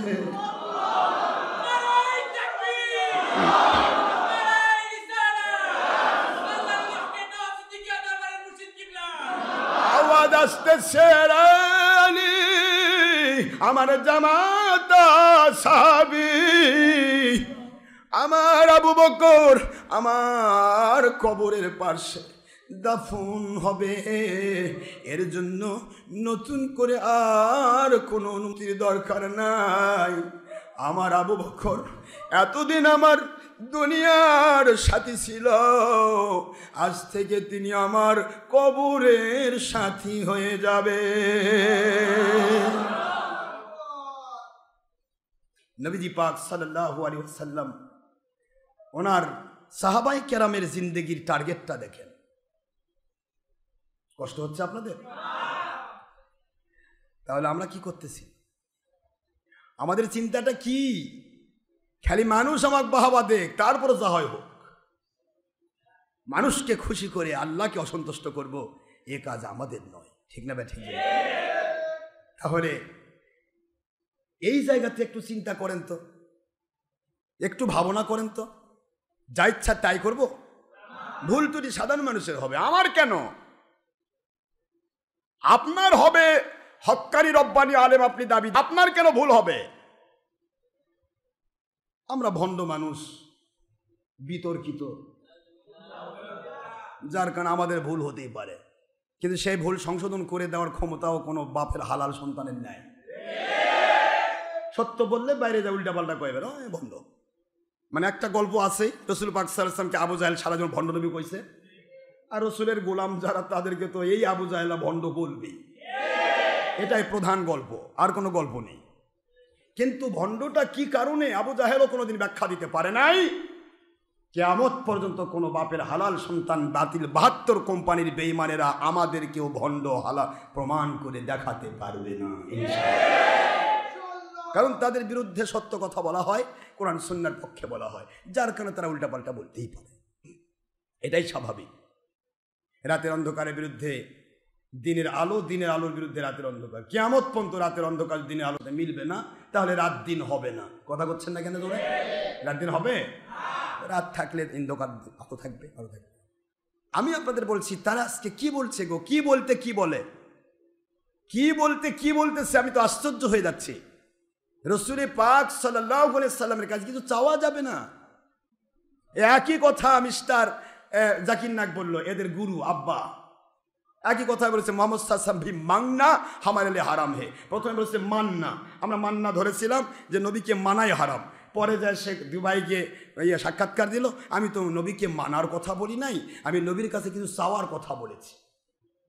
তো মোহাম্মদ সাল্লাল্লাহু আলাইহি ওয়াসাল্লাম মাংনা হামারে হারামে। আচ্ছা ঠিক আছে, তাহলে ইন্না আতাইনা কাল কাউসার, নবীকে আল্লাহ কাউসার দিয়েছেন, কাউসার তো নবীকে আল্লাহ দিয়ে দিয়েছেন, চাবেন কার কাছে? আল্লাহ তো নবীকে দিছে। কথা কোন কেন? কোরআনের আয়াত না? ইন্না আতাইনা কাল কাউসার না কবুল কাউসার? তোমাদেরকে কাউসার দিলাম না না নবীকে দিলাম? নবীকে আল্লাহ কাউসার দিলেন, এখন আপনি কার থেকে নেবেন? হ্যাঁ, নবী থেকে না রাখবেন? তাহলে নবী তো কিছু দিলে নবীর কাছে চাওয়াই যাবে না, শিরক। এই একই কথাই আজহারিও বলেছে, একই কথাই এই হাফিজুর রহমান সৌরও বলেছে, একই কথাই সুনুন মুন্সিও বলেছে, একই কথাই মতিউর রহমান পাতানিও বলেছে, সব তো একই কথাই বলতেছে। নবীজি পাক সাল্লাল্লাহু আলাইহি ওয়াসাল্লাম কিছু চাওয়া যাবে না, শিরক। জুতার ফিতা চাইতে হলে আল্লাহর কাছে চাইতে হবে, হাদিস দিচ্ছে। আবার এমপি মন্ত্রীর কাছে করছে, স্যার আমাদের 5 টন গম দিয়েন স্যার। চেয়ারম্যানের কাছে গম চায়, আর জুতার ফিতা আল্লাহর কাছে চায়। মানে জুতার ফিতার দাম গমের চেয়ে অনেক বেশি। কথা কোনা দেখেন না? কি মন খারাপ নাকি আপনাদের? কি বুঝলেন? কখন কি বলছে আমি হুঁশ পাচ্ছি না, এগুলা নিয়ে আমি পরে কথা বলবো ইনশাল্লাহ, যদি সম্ভব হয়। আল্লাহ তৌফিক দান করেন। আমি প্রত্যেকটা ইন্টারনেট টিভিতে, ইন্টারনেট এরিয়াতে আমাদের ছেলেপেলেকে লাগিয়ে দেওয়া আছে যে যেই মুন্সি যে উল্টাপাল্টা কথা বলেছে ইসলামের বিরুদ্ধে, নবীর বিরুদ্ধে, ওলিয়া উলিয়ার বিরুদ্ধে, সাহাবীর বিরুদ্ধে, ইনশাআল্লাহ তার উত্তর আমরা দেব এবং তার চ্যানেলে আমরা ছেড়ে দেব ইনশাআল্লাহ। এবং চ্যালেঞ্জ ভিত্তিক, চ্যালেঞ্জ ভিত্তিক যে হালাল সন্তান যদি তুমি হয়ে থাকো, ওপেনে আসো, তওবা করো, না হয়তো আমাদের তওবা করাও। তোমরা সবাই একই মাথা মোড়ানো, একই খুঁড়ে মাথা মোড়ানো, সবার মুখ দিয়ে একই কথা যায়। যখনই মানুষের বাহবা পাও তখনই তোমরা লাফাও। আরে তুমি চিন্তা করতে পারো না, তোমার ওয়াজে যদি 500 বা 5 লাখ লোক সাবস্ক্রাইব করে, তাহলে নায়ক নায়িকা গায়ক গায়িকার 5,000 কোটি লোক সাবস্ক্রাইব করছে। তুই বুঝিস নাই যে মানুষ 2 নম্বর যারা বেশি হয় তাদের সাবস্ক্রাইব বেশি হয়। তখন সময় আবু জাহেলের পক্ষের লোক বেশি ছিল না? রাসূল পাক সাল্লাল্লাহু আলাইহি ওয়াসাল্লামের মাত্র 1.25 লক্ষ সাহাবী। হুজুর পাক সাল্লাল্লাহু ইন্তেকালের সময় 1,25,000 মতন 1,40,000 সাহাবী, আর বাদ বাকি সব কাফের। কি কথা করছেন না কেন? কিন্তু খেলাফত কায়েম হয়নি। আল্লাহর কুদরত কাজ করবে, আপনাকে আমাকে আল্লাহর পক্ষে থাকতে হবে। ভাইজান আমার, বলা হচ্ছে উদ্দেশ্য আমার আজকে মেরাজ সম্পর্কে বলা, কিন্তু মেজাজ খারাপ হয়, মনটা খারাপ হয়ে যায় যখন সত্যকে কেউ অস্বীকার করে, নিজেকে হক্কানি আলেম নামে ছড়ায়, আর যারা সত্য বলে তাদেরকে ভণ্ড আর বিতর্কিত নামে চালায়, তখন মনটা খারাপ হয়ে যায়। এগুলো তো আরো বড় বহুত কথা আছে। এই যে আজহারি আরেকটা কথা বলছে, 6 প্যাক। তোর অত প্যাক ফ্যাক লাগবে কেন? এত নবীকে নিয়ে তো এত মারপেসের দরকার নেই। তোর মুখে কেন আসলো না আমার নবীকে আল্লাহ পাক আলাদা মর্যাদা দিয়েছেন? পৃথিবীর কোন এই হাদিস কেন আসলো না তোর মুখ দিয়ে? বুখারীর হাদিস, আমার নবীজি পাক সাল্লাল্লাহু আলাইহি ওয়াসাল্লামের শরীর মোবারকের ঘাম মেশক আম্বরের সুঘ্রাণ, আর আমাদের ঘাম পাঁঠার গন্ধ ফেল। এ কথা তোদের মুখ দিয়ে আসে না কেন? তোরা 6 প্যাক বুঝিস? নবীর কোথায় কয়টা জোড়া আছে, নবীর কোন জায়গায় কয়টা রগ আছে, এগুলো তোর চিন্তা কেন রে রাম ছাগল? এগুলো তোর চিন্তার দরকার কি? মানুষের কাছে দাম বাড়াচ্ছিস? নবীজি পাক সাল্লাল্লাহু আলাইহি ওয়াসাল্লামের থুথু মুবারক সাপের বিষের মহা ঔষধ এবং মেশকামরের সুঘ্রাণ, আর তোর থুতু দিয়ে কিছুই হয় না, বরং বইয়ের গাউতু দিয়ে বউ যা 4 বার ধুবে, দুর্গন্ধ। এগুলা তো বলিস না। আমাদের রক্ত পান করলে সে ব্যক্তির জন্য জাহান্নাম ওয়াজিব হয়ে যায়। আর নবীজি রক্ত উহুদের ময়দানে পান করেছে সাহাবায়ে কেরাম, হুজুর বলেছেন তার ভিতরে আমার রক্ত ঢুকলো, সে জান্নাতি। আমাদের পেশাব পায়খানা নাপাক, কেউ যদি পান করে তাহলে তো জাহান্নাম ওয়াজিব হয়ে যাবে। আর আমার নবীজির পেশাব পায়খানা ওরা কেউ পায়নি কোনোদিন। যখনই বের হতো হুজুর পাক সাল্লাল্লাহু আলাইহি ওয়াসাল্লাম, আয়েশা সিদ্দিকা বলেন, হুজুর পাক সাল্লাল্লাহু আলাইহি ওয়াসাল্লাম যখন পেশাব মোবারক পায়খানা করতেন, শুধু মেশকামরের সুঘ্রাণ পাইতাম, আর বাদ বাকি কিছু দেখা যেত না, মাটি খেয়ে ফেলতো। হুজুর পাক সাল্লাল্লাহু আলাইহি ওয়াসাল্লামের পেশাব পায়খানা পাক, আর তুই নিজেই না পাক, এগুলা গল্প তোদের মুখে আসে না কেন? আশ্চর্য হয়ে যায় মুন্সিদেরকে, এরা যা ইচ্ছা তাই নবীকে নিয়ে কয় 6 প্যাক। আর এই 6 প্যাকের উপর ভিত্তি করে এনায়েতুল্লাহ আব্বাসী সাহেব তাকে কাফের ফতোয়া দিছে। এটা নিয়ে আরো এই সুরের আরো খালাতো ভাইরা আছে, মাসতুতো ভাই, এই সুরের আবার উল্টাপাল্টা করছে। বোঝেনি আব্বাসী, আরে আব্বাসী বোঝেনি তা নয়, আব্বাসী হচ্ছেন আব্বাসী যদি ছবি ভিডিও করে এর জন্য সে গুনাহগার হবে, কিন্তু তার আকাইদকে আমি স্বীকার করি। এনায়েতুল্লাহ আব্বাসী আমরা একসাথে ওয়াজ করি, বাজের কোথাও চ্যালেঞ্জ হলে একসাথে যাওয়া হয়, কিন্তু আসলে বাজ তো কোনো হয় না। মশমুল হচ্ছে এনায়েতুল্লাহ আব্বাসী তাকে কাফের ফতোয়া দিয়েছে। এখন একটা নিয়ে আবার আরো 2-4 জন মাসতুতো ভাই, সোরে মাসতুতো ভাই, তারা তার বিরুদ্ধে উল্টাপাল্টা করছে। আমি বলি তোরা সব এজিদ বাহিনী আর আব্বাসী হুসেইন বাহিনী কিয়ামত পর্যন্ত এক হতে পারবি না। এজিদ বাহিনীর কাছে হোসেন বাহিনী ভালো? 6 প্যাক কেন 6 প্যাক বলবি? প্যাক বলতে অনেক কিছু বোঝায়। যেখানে আল্লাহ কোরআনে এক কথায় বলে দিয়েছেন, এক কথা বলেছেন, হে দুনিয়ার মুসলমান, ইয়া আইয়ুহাল্লাযীনা আমানু লা তাকুলু রাইনা ওয়া কুলু জুরনা ওয়াসমাউ। সুবহানাল্লাহ পড়বেন না জোরে? হে মুসলমান, খবরদার আমার নবীকে রাইনা বলে ডেকো না, আমার নবীকে উনজুরনা বলে ডাকো। সুবহানাল্লাহ বলবেন না? এইটুকু জ্ঞান নাই, এইটুকু বোধ নেই কোরআনে আমার আল্লাহ কি বোঝাইলেন? কুলু জুরনা ওয়াসমাউ, তোমরা বলো না এ আমার নবী আমাদের তাকান। এটা রাইনা শব্দের অর্থ তাকান, উনজুরনা শব্দের অর্থ তাকান, কিন্তু রাইনা শব্দের আরেকটা অর্থ আছে, হে আমাদের রাখাল। যার অর্থ ডুপ্লিকেট অর্থ থাকে, যার অর্থ তুচ্ছ তাচ্ছিল্যের অর্থ থাকে, এমন অর্থবহ কথা আমার নবীর উপর সাবমিট করো না। আমার নবীকে ডাকো কুলুন জুরনা, হে আমার নবী আমাদের দিকে রহমতের দৃষ্টি দেন। আল্লাহর হাবিবের ব্যাপারে 6 প্যাক লাগাবি? প্যাক শব্দটা মেয়েদের স্যানিটারি প্যাকেও লাগানো হয়, ঠিক না? ভাই কথা করছে না কেন? তোরা যা ইচ্ছা তাই বলবি আর আমরা চুপ করে থাকবো? যেটা অর্থ উলটপালট আছে, একটা জিনিসে 5টা অর্থ আছে, ওই 5টা অর্থের মধ্যে যদি খারাপ অর্থ থাকে, ওই খারাপ অর্থটা নবীর সামনে ব্যবহার করব না, ব্যবহার করবো নবীর সামনে 12টা। এরা নিজেকে দাম বাড়াতে চায় নবীর বিরুদ্ধে কথা বলে। আল্লাহ বললেন লা, বলবো নাকি না, সময় বার হয়ে যাচ্ছে, প্রসঙ্গ আলাদা দিকে যাচ্ছে। আল্লাহ কোথায় বললেন, দুনিয়ার মুসলমানেরা, মুমিনেরা, যদি তোমরা আল্লাহওয়ালা হতে চাও, আল্লাহকে ভালোবাসার আগে নবীকে ভালোবাসো। কারণ নবীকে ভালো না বাসলে নবী মানতে পারবা না, আর নবী না মানলে আল্লাহ, কোরআন, হাদিস কিছুই মানা হবে না। হবে? তাহলে তো আল্লাহ বলে দিতেন, ইয়া আইয়ুহান নবী হাসবুকাল্লাহ ওয়া মানিত্তাবাআনি, মানিত্তাবা আল্লাহ ওয়া মানিত্তাবাল কোরআন ওয়া মানিত্তাবাল হাদিস, কি বলতেন? কিন্তু আল্লাহ বুঝাইলেন মানিত্তাবা আকা মিনাল মুমিনিন। বন্ধু, আপনাকে যারা মানার মতো মানল, ভালোবাসার মতো ভালোবাসল, ওই মানুষগুলোর জন্য জান্নাতে ঢুকানো পর্যন্ত আমি আল্লাহ যথেষ্ট। কারণ আপনাকে যে মানার মতো মানল, সে তো আমি আল্লাহকেই মানল, কারণ আপনাকে মানার আদেশটা তো আমি আল্লাহ করেছি। আপনাকে মানার মতো মানল মানে কোরআন শরীফ মানল, কারণ কোরআন শরীফ তো কারো উপর নাজিল হয় নাই, আপনার উপর নাজিল হয়েছে, আপনার মুখ দিয়ে কোরআন বের হয়ে গেছে। হাদিস আপনাকে যে মানার মতো মানল, ভালোবাসার মতো ভালোবাসলো, সে তো হাদিসকে ভালোবাসলো এবং মানল, কারণ হাদিসগুলি তো আমি অন্য কাউকে দেই নাই, আপনার মুখ দিয়ে আমি আল্লাহ বের করে দিয়েছি। এই জন্য মানিত্তাবাকা মিনাল মুমিনিন।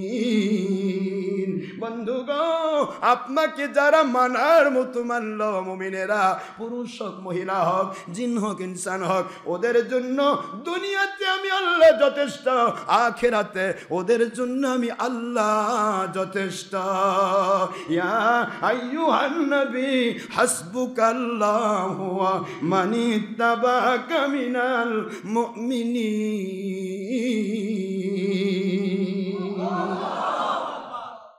কথাটা কে বলছেন? এরা নবী মাইনাস করে আর আল্লাহর দাম, আল্লাহ খালি আল্লাহ মানবে, খালি আল্লাহ মানবে, খালি বলে আল্লাহ মানা যায়।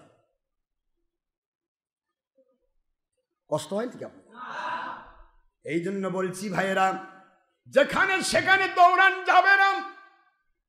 আমি বারবার বলছি, আমি কাউকে আমার বায়াত হতে বলছি না, আমাকে 10 টাকা হাদিয়া দিতে বলছি না, আমার কাছে আমি 1 লুকমা খাওয়ার আশা আপনাদের কাছে করছি না, কারো কাছ থেকে বাহবা পাইতে চাই না, কারো কাছ থেকে কিছু পাওয়ার আশা না পাওয়ার আশা রাখি না।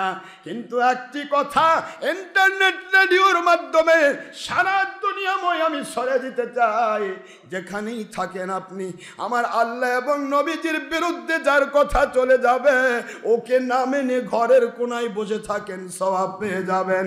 কিন্তু আল্লাহ এবং নবীর পক্ষে যারা চলছে, তাদেরকে খুঁজে বের করে মানার চেষ্টা করুন, এটাই হবে আল্লাহ এবং নবীকে মানার দাবি সত্য বলা। আল্লাহ বলেন, ইয়া আইয়ুহাল্লাযীনা আমানু আতিউল্লাহ ওয়া আতিউর রাসূল ওয়া উলিল আমরি মিনকুম। দুনিয়ার মানুষেরা আল্লাহকে মানার জন্য নবীকে মানো, আর আল্লাহ এবং নবীকে মানার জন্য যদি ইচ্ছা থাকে, হক্কানি উলিল আমর, যারা আল্লাহ বিরোধী কাজ ইচ্ছা করে করবে না, নবী বিরোধী কাজ ইচ্ছা করে করবে না, যার তাফসীরের দ্বারা, যার হাদিসের দ্বারা আল্লাহ অথবা নবীতে সামান্যতম টাচ লাগবে না, এমন ধরনের আল্লাহওয়ালা যারা কোরআন হাদিসের ব্যাখ্যা করেন, ওই হাদিসের ব্যাখ্যার উপর ভিত্তি করে আল্লাহ রব্বুল আলামিন নিয়ামত নাজিল করেন। এই নিয়ামত প্রাপ্ত বান্দাগুলো উলিল আমরকে মেনে নাও, এরাই হবে আল্লাহকে মানা, নবীকে মানার পক্ষের মুসলমান।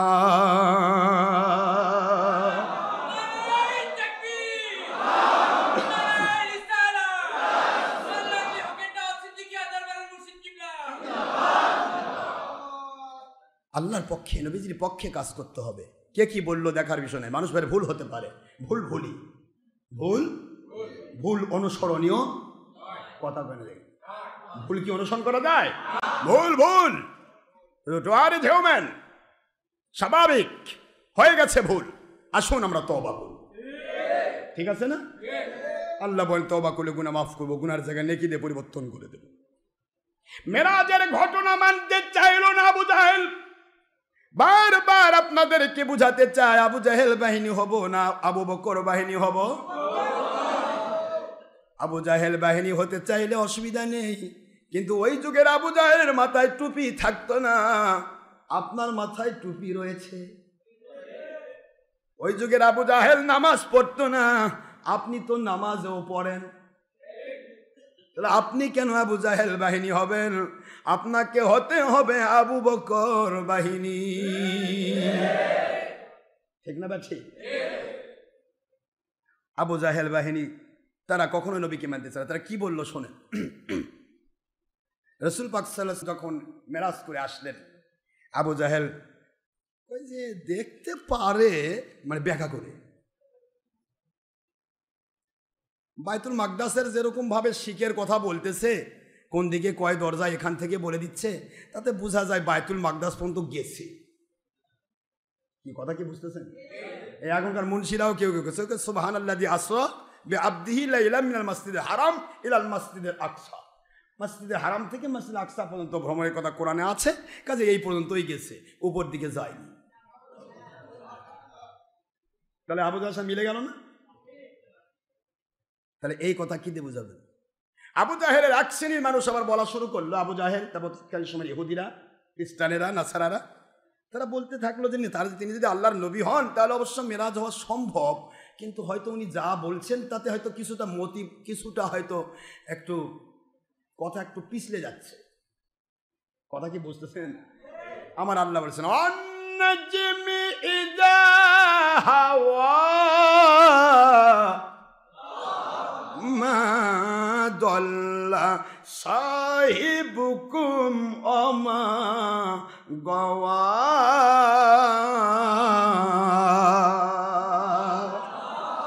53 নম্বর সূরা 27 নম্বর পারা সূরাতুন নজম শুরু করে দিলেন আমার আল্লাহ। সুবহানাল্লাহ বলেন।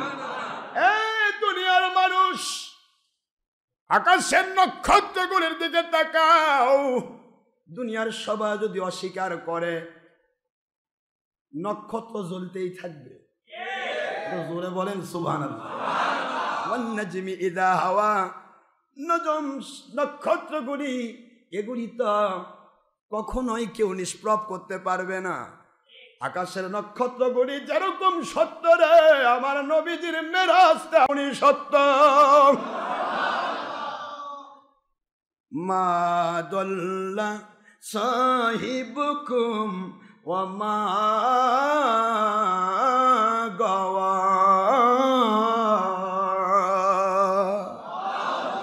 খবরদার বলিস না আমার নবীগণ কখনো পথভ্রষ্ট হতে পারে না। সুবহানাল্লাহ জোরে কোন। নবী কখনো পথভ্রষ্ট হতে পারে না। আল্লাহ সার্টিফিকেট দিয়ে দিলেন মা দাল্লা সাহিবুকুম। কেমন করে আমার নবী পিছলে যাবেন? তার মুখ পিছলে যাবে, স্লিপ অফ টাং নবীর হবে না। যেরকম সুবহানাল্লাহ। স্লিপ অফ পেন নবীর হবে না, স্লিপ অফ ব্রেন নবীর হবে না। নবীর কোনোদিন স্লিপ হয় না রে, কারণ নবীদের পজিশন হলো মা দাল্লা সাহিবুকুম। সাহিব বললেন আল্লাহ পাক তোমাদের বন্ধু। এতদিন আগেই তো তিনি তোমাদের কাছে তীক্ষ্ণ মেধাবী মানুষ, আল আমিন, বিশ্বাসী।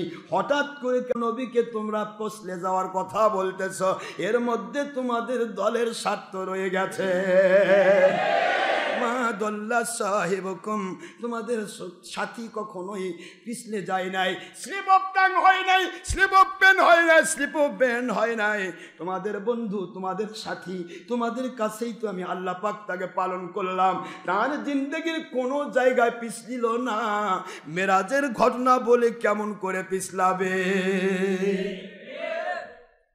সাহেবুকুম, এই জন্য আল্লাহ বললেন যে ওরা বুঝুক যে আখিরি নবী মুহাম্মদ সাল্লাল্লাহু আলাইহি ওয়াসাল্লাম তো ছোটকাল থেকেই আমাদের সাথে আছেন। কোনো দিন তো ওনার কোনো কথার মধ্যে কোনো পিছলানি কথা নেই। কথা কি বোঝা যায়? এই জন্য সাহেব বানাই দিলেন, সাহেব হুকুম, তোমাদের সাথী, একসাথে তো তোমরা থাকো। ওয়ামা গোয়া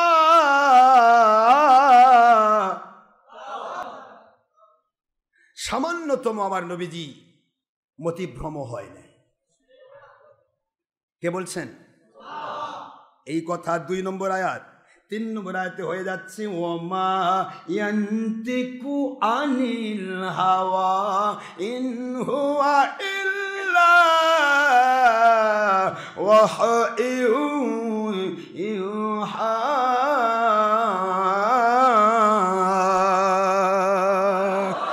আল্লামাহু শাদীদুল কুওয়া।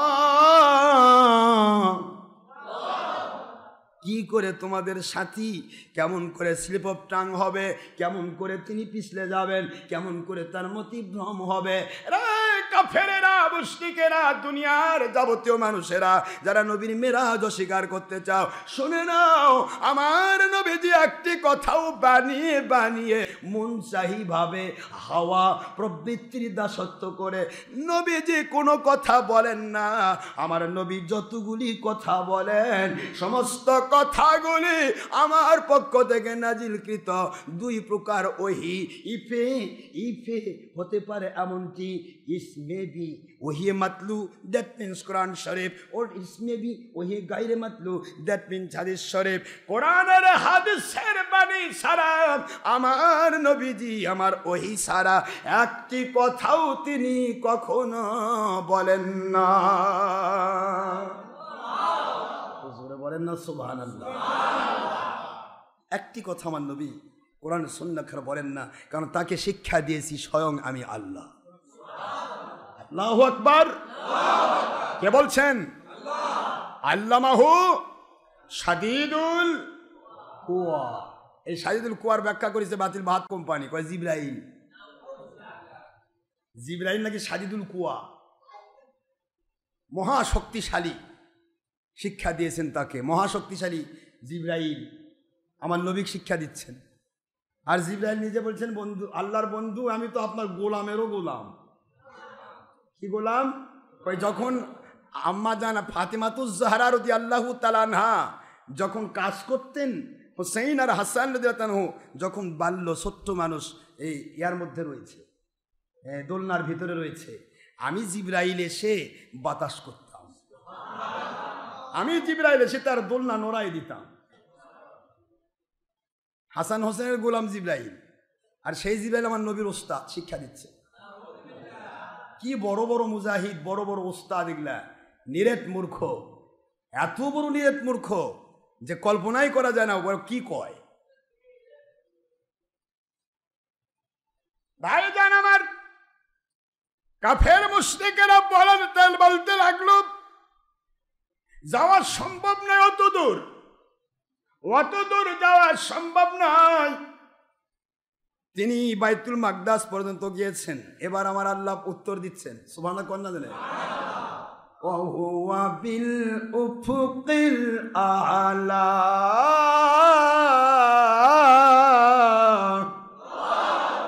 কে বলছে রে যায় নাই? আমার নবী আমার উচ্চ থেকে উচ্চতর স্থানে পৌঁছে গেছে। আলা, আলা মানে কি সিদরাতুল মুনতাহা? কথা কোনে দেয় না। আলা সর্বোচ্চ জায়গা, যেখানে আরশে আজিম। সুবহানাল্লাহ বলেন। আমার নবী ওপরে উঠেছে, প্রমাণ দিচ্ছেন আমার আল্লাহ। সুম্মা দানা ফাতাদাল্লা ফাকানা, পড়েন, فكان قاب قوسين أو أدنى।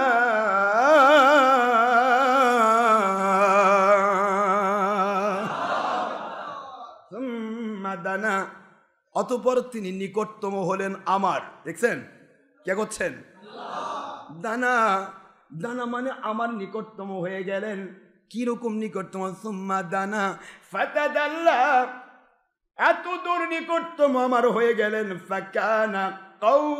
ফাকানা কাবা কাউসাইনি আও আদনা, আমার নবী আমার আমার এত নিকটে এসেছে রে, আমার এত নিকট মানে আরশে আজিমের নিকট। আল্লাহ তো সারা জগৎ, সুবহানাল্লাহ জোরে কোন। আল্লাহ বললেন আমার বন্ধু আমার এত নিকটবর্তী হয়েছেন। একটা ধনুক কাবা না, ধনুকের দুইটা মাথা কাউসাইন, দুইটা প্রান্ত কাউসাইন, দুইটা মাথা। ধনুক যদি তীর লাগায়া টান দেয়, টান দেওয়ার পরে ধনুকটা, ওই সময় ধনুক মানুষ বেশি বুঝত, তীর ধনুকের যুদ্ধ হতো। যেইটা দিয়ে মানুষ বুঝবে আমার মালিক সেইটা বোঝানোর জন্য বলেছেন তোমরা তীর যখন ব্যবহার করো, তীর যখন তোমরা টান দাও ধনুকের মধ্যে, দুইটা মাথা যত নিকটে আসে এই পরিমাণ নিকটে আমার বন্ধু আমার হয়েছে। শুধু তাই নয়, আল্লাহ বলেন আও আদনা,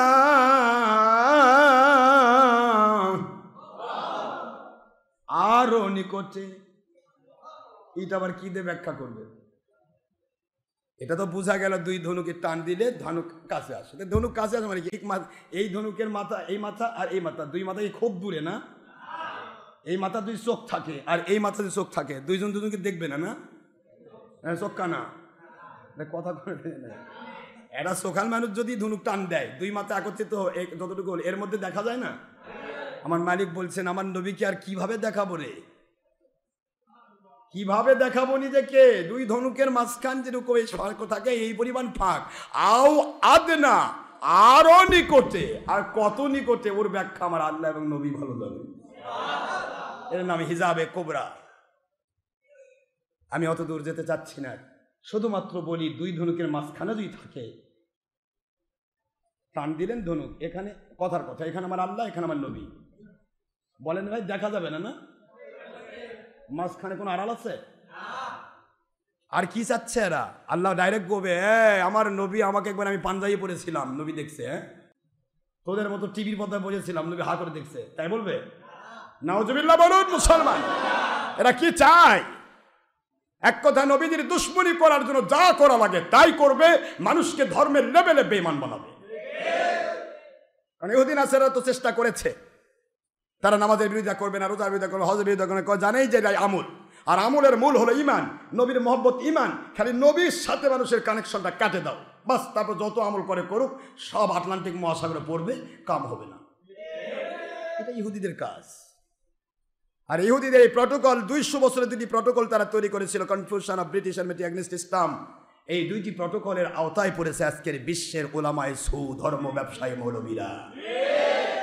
ইহুদিরা এই প্রটোকল করেছিল কিভাবে মসজিদদেরকে ঠিক করা যায়, কিভাবে middle point of this world, মধ্যপ্রাচ্য সৌদি আরবিয়া ঠিক করা যায়, কিভাবে সব জায়গায় ইসলাম যেখানে মানুষ অনুসরণ করে সেই জায়গাগুলি দখল করা যায়। এই জন্যই সমস্ত পৃথিবীর যত বড় টিভি বলেন, ইসলামিক টিভি বলেন, আর ওই কওমি টিভি বলেন, আর ওই যে টিভি বলেন, সমস্ত টিভির কন্ট্রোল বটম আছে ইহুদি কুত্তাদের হাতে। গল্প শোনাস না বেঈমান মুন্সিরা। সমস্ত টিভির কন্ট্রোলার বটম, রিমোট কন্ট্রোল ইহুদিদের কাছে। খালি তো দেখতে বলাবে আর গোটা জগতে ওদের কাম ফায়সালা করবে। কেন বুঝতে পারছি না আমরা? কেন বুঝি না? বুঝতে হবেই। ইমাম মাহদী আলাইহিস সালাম আসলে বুঝার কমপ্লিট হয়ে যাবে। কষ্ট হচ্ছে? কি বলবো, সময় তো কিছুই নাই, আমাদের মেরাজের কিছুই হয়নি এখনো। তো এখানে রাসূল পাক সাল্লাল্লাহু আলাইহি ওয়াসাল্লাম আল্লাহকে দেখেছেন কি না, তার প্রশ্নের উত্তরে হুজুর একটি কথা বলেছেন, সহিহ মুসলিমের হাদিস, রাআইতু রাব্বি আযজা ওয়া জাল্লা ফি আহসানি সূরাতিন। আমি আমার রবকে দেখেছি, মহাপরাক্রমশালী আল্লাহকে উত্তম সুরতে, অতি উত্তম সুরতে। যেহেতু কোনো সুরত আল্লাহর বলা যাবে না, লাইসা কামিসলিহি শাই ওয়া হুয়াস সামিউল বাসীর, মানুষকে সুরতের কথা বললে মানুষ বুঝতে পারবে না, ও বুঝটা আল্লাহ এবং নবীর ভিতরে রয়েছে। খ্রিস্ট আল্লাহর সুরত বুঝবেন না, কারণ আল্লাহ পাক নিজে সূরাতুল সূরার 11 নম্বর আয়াত শরীফ স্পষ্ট করে দিয়েছেন যে আমি আল্লাহর সাথে কারো কোনো তুলনা তাহলে দুনিয়াতে কাউকে দেখাতে গেলে হুজুর দেখেছেন, আপনি দেখেননি, এখন হুজুর তো বলতে হবে ওইটার মতো আমি আল্লাহ দেখছি ঠিক এইরকম, কি তাই বলা লাগবে না? কিন্তু ওই রকম যেটা বলবে সেটা তো সৃষ্টি, সেটা কি সৃষ্টির কথা বলা যাবে না। যার কারণে আল্লাহর হাবিব বলেছেন উত্তম সুরতে দেখেছি। এই উত্তম সুরতে দেখেছি কথাটাই স্বীকার করছে না। 2 নম্বরে বাতিল কোম্পানিরা করছে উত্তম সুরতে কি দেখেছে তা তো কয়নি হুজুর, উত্তম সুরতে দেখেছি। অসুবিধা হচ্ছে? চিন্তা ভাবনা করুন। এইবার আরো ক্লিয়ার করে দিলেন আল্লাহ, আল্লাহর নিকটতম তো দুনিয়াতেই হওয়া যায়। এরা বলতে লাগলো দুনিয়াতেই হয়তো আল্লাহর নিকটতম ছিল, আমরাও তো নিকটে আছি। কি বল কথা বলে, আমরা কোথায় আছি? ওয়ানাহানু আকরাবু ইলাইহি মিন হাবলিল ওয়ারিদ। আল্লাহ বলেন আমি আল্লাহ তোমাদের শারক, চিনেন যেইটা মৃত্যু রোগ, এই মৃত্যু রোগেরও নিকটে। জোরে বলুন সুবহানাল্লাহ। এরা ব্যাখ্যা করতেছে সূরা ওয়াকিয়ার এই আয়াত দিয়ে, নবী আমাদের মতো মানুষ, কাজে শারকের নিকটে তো আল্লাহ থাকে, ওই রকমই আল্লাহর নিকটে ছিল। এবার আল্লাহ বলতেছেন সূরাতুল নজমের, কষ্ট হচ্ছে না তো? 7 নম্বর আয়াতে গিয়ে আল্লাহ বলছেন,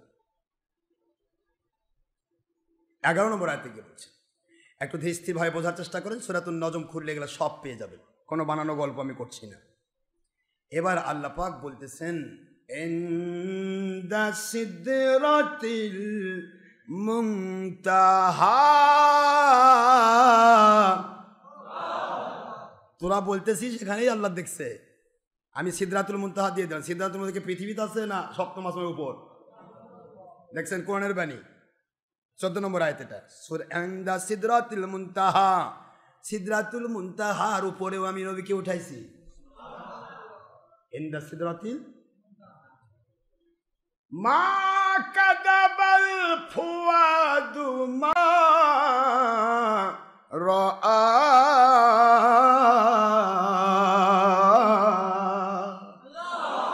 তোমরা বলতেছো হয়তো মিথ্যে বলেছে, নাউজুবিল্লাহ। কাফেরেরা বলতে লাগলো নবী কথা সত্য নয়। হুজুর বলেন নবীর কথা সত্য হবে না। আল্লাহ বলছেন মা কাদাবাল ফুয়াদু, আমার নবী যেই কথাগুলি তোমাদেরকে বলছেন মেরাজ সম্পর্কে, মা কাদাবাল ফুয়াদ, আমার আল্লাহ কিভাবে নবীকে সেভ করতেছেন। ফুয়াদ মানে ব্যক্তি, কি বলেন না, যেই ব্যক্তি, যেই রুহু, যেই আত্মা, যেই ব্যক্তি, যেই নফসের ব্যাপারে উল্টা পাল্টা করছো, মা কাদাবা, তিনি মিথ্যে বলতে পারেন না। সুবহানাল্লাহ বলেন। ওয়ামা তগা, সুবহানাল্লাহ বলেন। মা কাদাবাল ফুয়াদু মা রাআ, আমার নবী যা দেখেছেন সে সম্পর্কে একটু তিনি বানিয়ে অতিরঞ্জিত বলেন নাই। মিথ্যে তো হতেই পারে না, একটু অতিরঞ্জিত করেন না। যা দেখেছেন তিনি হুবহু তাই বলেছেন।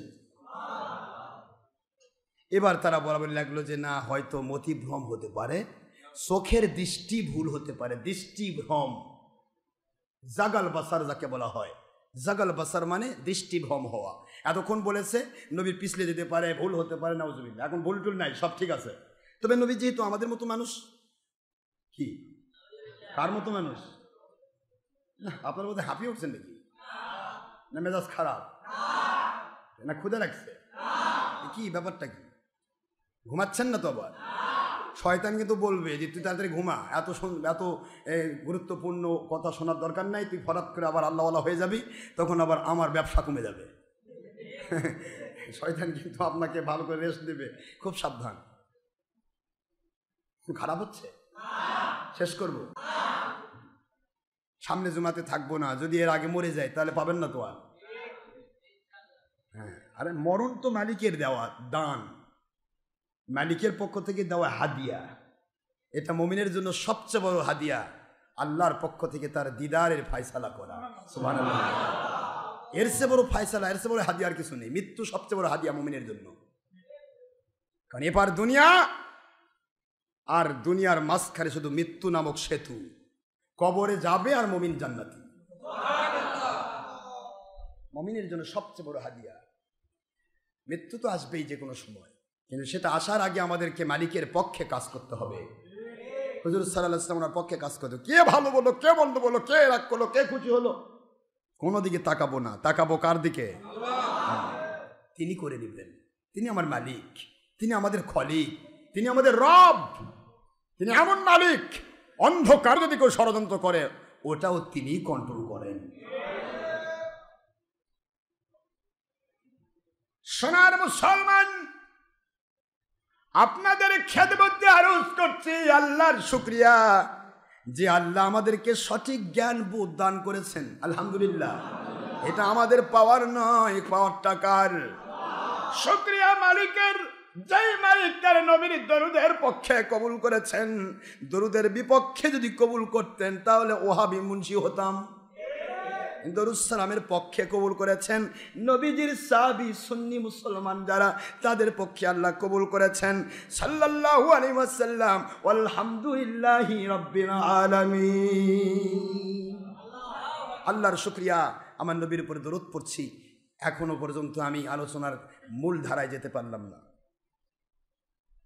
একটু চিন্তা করো, এরা শেষ পর্যন্ত বলল দৃষ্টিভ্রম হতে পারে। কারণ কাফেররা তো সকলে একটা কথা বলতো, কালাল কাফিরুনা মা আনতুম ইল্লা বাশারুম মিসলুনা।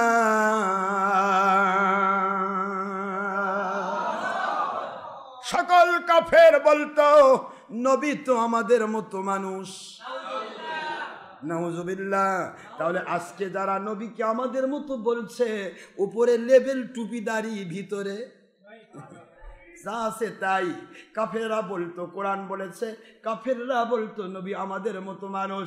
আজকে যদি মাথায় টুপি দিয়ে ডক্টর আশরাফ সিদ্দিকীও যদি কাফেরদের কথার সাথে মিলিয়ে যায়, তাহলে মুসলমান থাকবে না, বেঈমান হবে। এই কথার উত্তরটা তাকে নিজেই নিজের কাছে প্রশ্ন করে নিতে হবে। কাফেররা বলতো নবী আমাদের মতো মানুষ। এখনকার হুজুরেরা মাথার টুপি দিয়ে হাব্বা জুব্বা পরে কোরআন সামনে কয়, এই যে কোরআনে আছে নবী আমাদের মতো মানুষ। কিন্তু নবী আবার বলছেন, লাস্তু কাহাদিম মিনকুম, আমি তোমাদের কারো মতো নয়, তা আর কয় না। হ্যাঁ, সিক্স প্যাক বোঝে, কিন্তু নবীজির ফ্যাক বোঝে না। নবীজির যে কি পজিশন ওটা আর বোঝে না। এই নবীজির পজিশন যে কি, আল্লাহ পাক বলেন এমন একটা নিয়ামত আমি আমার নবীকে দিলাম যে কোরআনদের সে বড় নিয়ামত দুনিয়া তার কিছু নাই, সেই কোরআনটা আমি নবীকে দিছি। কোরআন শরীফ নবীকে দেওয়া হয়েছে, অন্য কোনো নবীকে দেওয়া হয় নাই। আবার হুজুর বলেন, বুখারীর হাদিস, আমাকে এমন মর্যাদা আমার আল্লাহ দিয়েছেন, আনা আউয়ালুল আউয়ালিন, কিয়ামতের দিন আমার আল্লাহ রাব্বুল আলামিনের সৃষ্টি জগতের সৃষ্টির মধ্যে আমি প্রথম ব্যক্তি হব। সুবহানাল্লাহ, জোরে বলুন। চিন্তা করতে পারেন, আল্লাহ তো স্রষ্টা, তিনি মালিক। মালিকের পক্ষ থেকে সৃষ্টি জগতের মধ্যে আমার নবী প্রথম ব্যক্তি। সুবহানাল্লাহ, কিয়ামত হবে। হুজুর বলেন লা ফখর, আমার কোনো ফখর নেই। আবার হুজুর বলতেছেন যে আমার উম্মতের জন্য কি মজা দেওয়া হয়েছে, কয়েকটা বিষয় দেখো। এর খালি সিক্স প্যাক বোঝে, নবীর শরীরের কোথায় কি আছে তা বোঝে, কিন্তু কোথায় কি আছে তা বোঝাতে চাচ্ছি আমি, পরে বলবো এগুলা, আল্লাহ যদি তৌফিক দেয়, বলেন ইনশাআল্লাহ। কিন্তু আজকে বলছি নবীজির শান একটু চিন্তা করবেন। আমার নবীজি বললেন, সমস্ত দুনিয়ার যত মানুষ হতো, শোনো, সকল উম্মতের জন্য নির্দিষ্ট জায়গায় গিয়ে নামাজ পড়তে হতো, তাছাড়া নামাজ হতো না। আর আমার উম্মতের জন্য আমার আল্লাহ পাক বলেছেন, যেখানেই নামাজে দাঁড়াবে নামাজ আদায় হয়ে যাবে। কি মজা দেখছেন। দ্বিতীয় নম্বর পজিশন হুজুর বললেন, দুনিয়ার কোন উম্মত কোরবানি করতো ঠিকই, কোরবানির গোশত খাওয়া তো দূরের কথা, কোরবানি দেখতেও পারত না। আর আমার উম্মত কুরবানি করবে, পেট ভরেও গোশত খাবে, পেট ভরে গোশতও খাবে। সুবহানাল্লাহ পড়বেন না তো? অন্য নবীর উম্মতদের জন্য 5 ওয়াক্ত নামাজ ছিল না, আমার জন্য জান্নাতের চাবি 5 নম্বর 5 ওয়াক্ত নামাজ আমার আল্লাহ দিয়েছেন। খালি সিক্স প্যাক বোঝে, সিক্স প্যাক বোঝে না। একটু চিন্তা করবেন, একটু ভাবনা করবেন, তাহলে সব পেয়ে যাবেন। আল্লাহর হাবিব বলেন, অন্য কোন উম্মতের জন্য জিহাদের ময়দানের গনিমতের মাল খাওয়া সম্ভব হতো না। আমার উম্মতের মধ্যে জিহাদ যদি হয়ে যায়, ওই জিহাদের গনিমতের মাল আমার উম্মতেরা পেয়ে যাবে। কয়টা কথা নিবেন নবীজির সাথে অন্য নবীজির মধ্যে পার্থক্য, সব বাদ দিয়ে 6 প্যাক বেড়ে গেল, লাগে গেল। সেই কথাটা আসবে ইনশাল্লাহ পরে। আমি এখানে শুধু বলি, নবীকে চিনার চেষ্টা করুন। কাফেররা বলল নবীজির দৃষ্টিভ্রম হয়েছে, তিনি যেহেতু আমাদের মতো মানুষ। নাউজুবিল্লাহ। হুজুর বলেন লাস্তুকা আহাদি মিনকুম, আমি তোমাদের কারো মতো নই। আর এরা বললো আমি তোমাদের মতো মানুষ। ঠিক আছে, এই কথা যখন বলল, তখন তাদের স্বাভাবিকতার দাবি নিয়ে তারা বলল, আমরা যদি দৃষ্টিভ্রম হয় তার কেন হবে না? এই যারা আজকে বলছে আমাদের মতো মানুষ, বড় ভাইয়ের মতো। আপনার বড় ভাই চুরি করতে পারে, ডাকাতি করতে পারে, ভুল হতে পারে, ত্রুটি হতে পারে, গুনাহ করতে পারে। আমার নবী একটাও অপরাধ করেন না, তিনি ভুল করেন না, তিনি গুনাহ করেন না। এই জন্য কখনো নবীকে কারোর সাথে তুলনা দেওয়া যাবে। কিন্তু কাফেররা তো কাফের, সে কাফেররা বলতো মুহাম্মদ সাল্লাল্লাহু আলাইহি ওয়াসাল্লাম তো আমাদের মতো মানুষ দেখতে, কাজে তিনি কি করে দৃষ্টিভ্রম হবে না? দৃষ্টিমত হতেই পারে। এবার আমার আল্লাহ উত্তর দিচ্ছেন, কষ্ট হচ্ছে? মা যাগাল বাশারু ওয়া মা তাগা,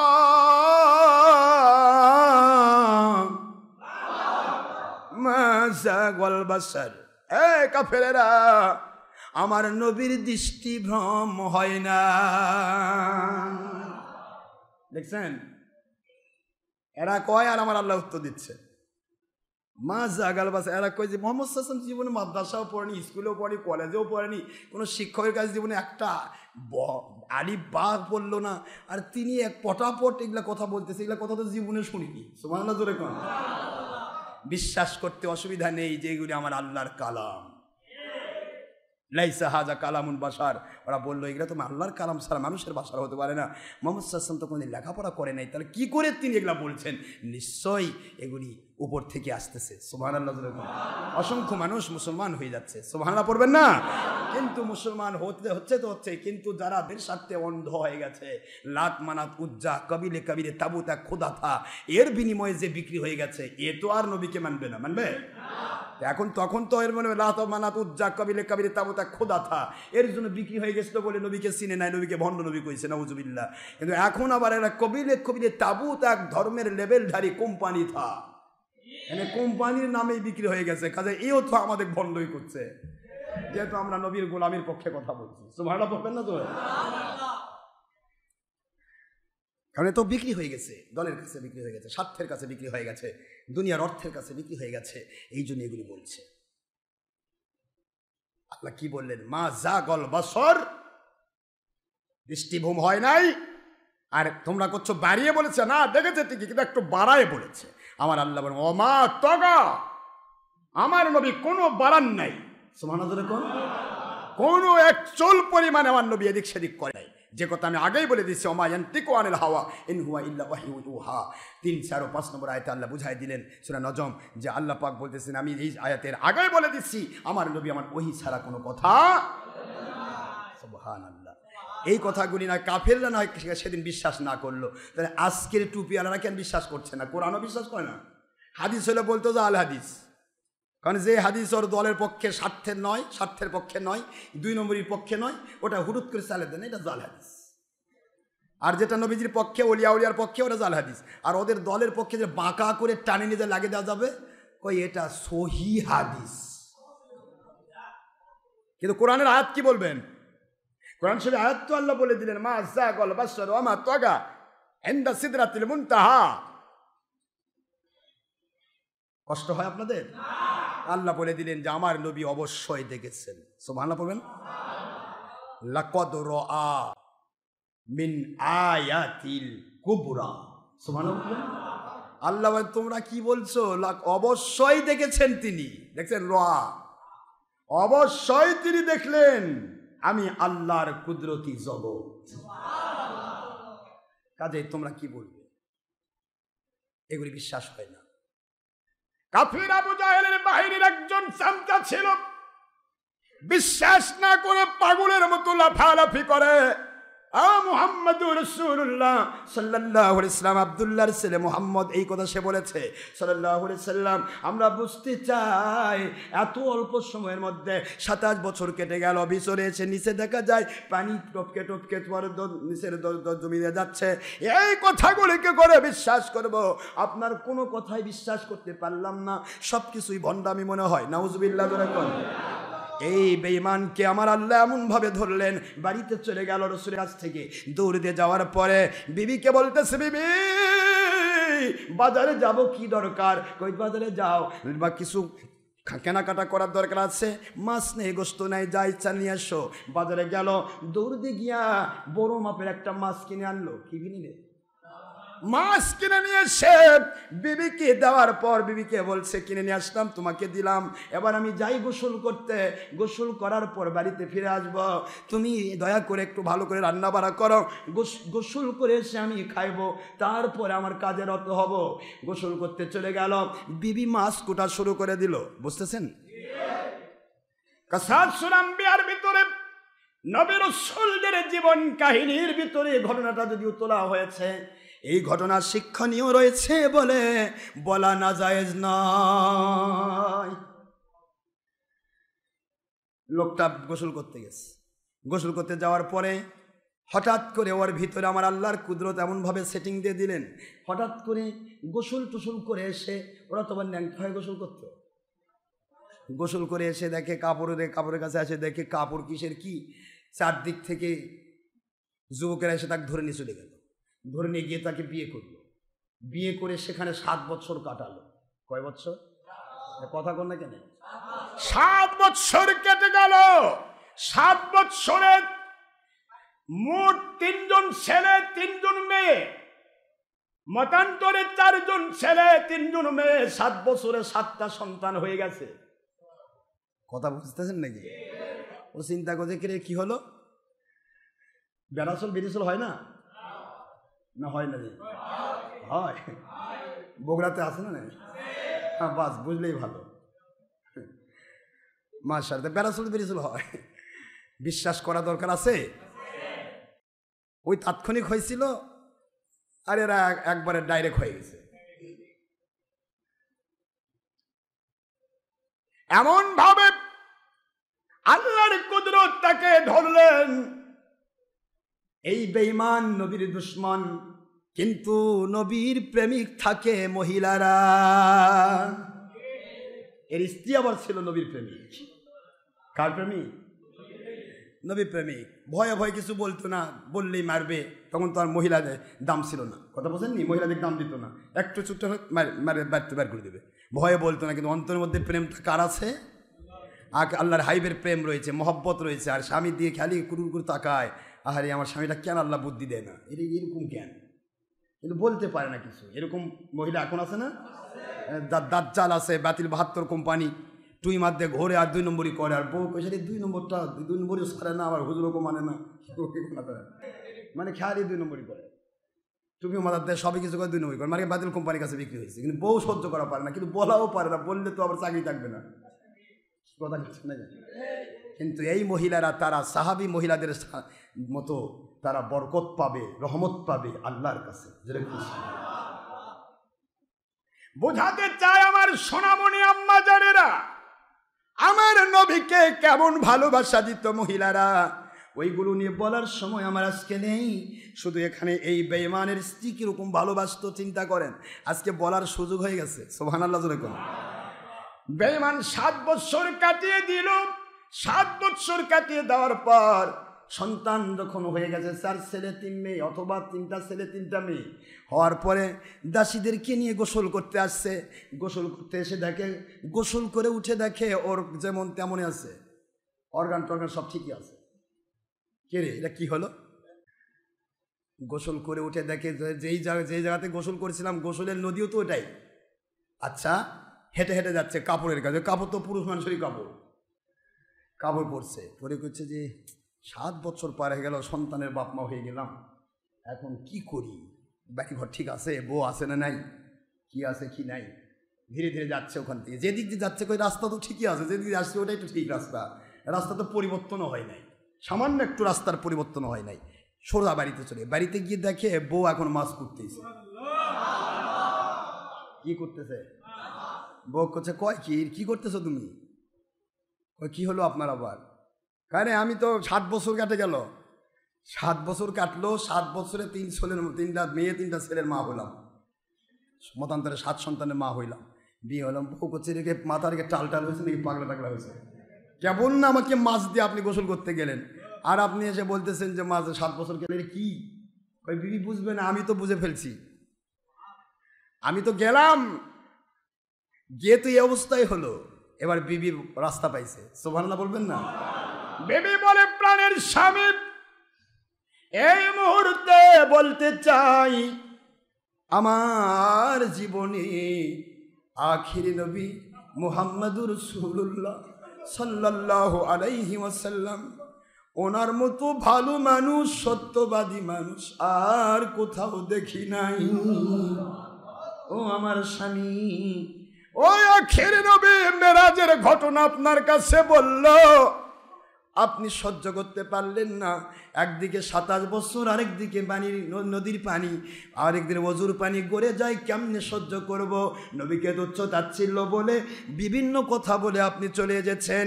আমার মালিক আল্লাহ রব্বুল আলামিন আপনাকে কবুল করতে চান, এই জন্য আপনাকে এই গোসল করার ভিতরে 7 বছর কাটাইয়া দিয়া 7টা সন্তানের মা বানায়া আবার আমার কাছে ফেরত দিয়েছেন। আসলে আপনি বেশিক্ষণ হয়েছে যান নাই, আপনি যখন গিয়েছেন তখন থেকে মাত্র কিছুক্ষণ সময় হলো, আমার মাস কাটা কমপ্লিটই হলো না। আপনাকে আল্লাহ রব্বুল আলামিন আল্লাহর পথে কবুল করার জন্য এই কুদরত দেখিয়েছে।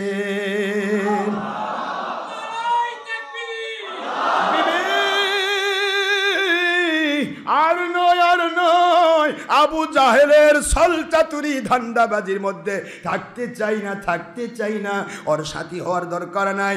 চলো বিবি চলো যাই, আমার ভয়ে তুমি এখনো কলমা পড়তে পারো নাই, আমি তোমাকে আমার নবীর সামনে নিয়ে যাব। আখির নবীর মেরাজ 100% সত্য, সন্দেহ নাই।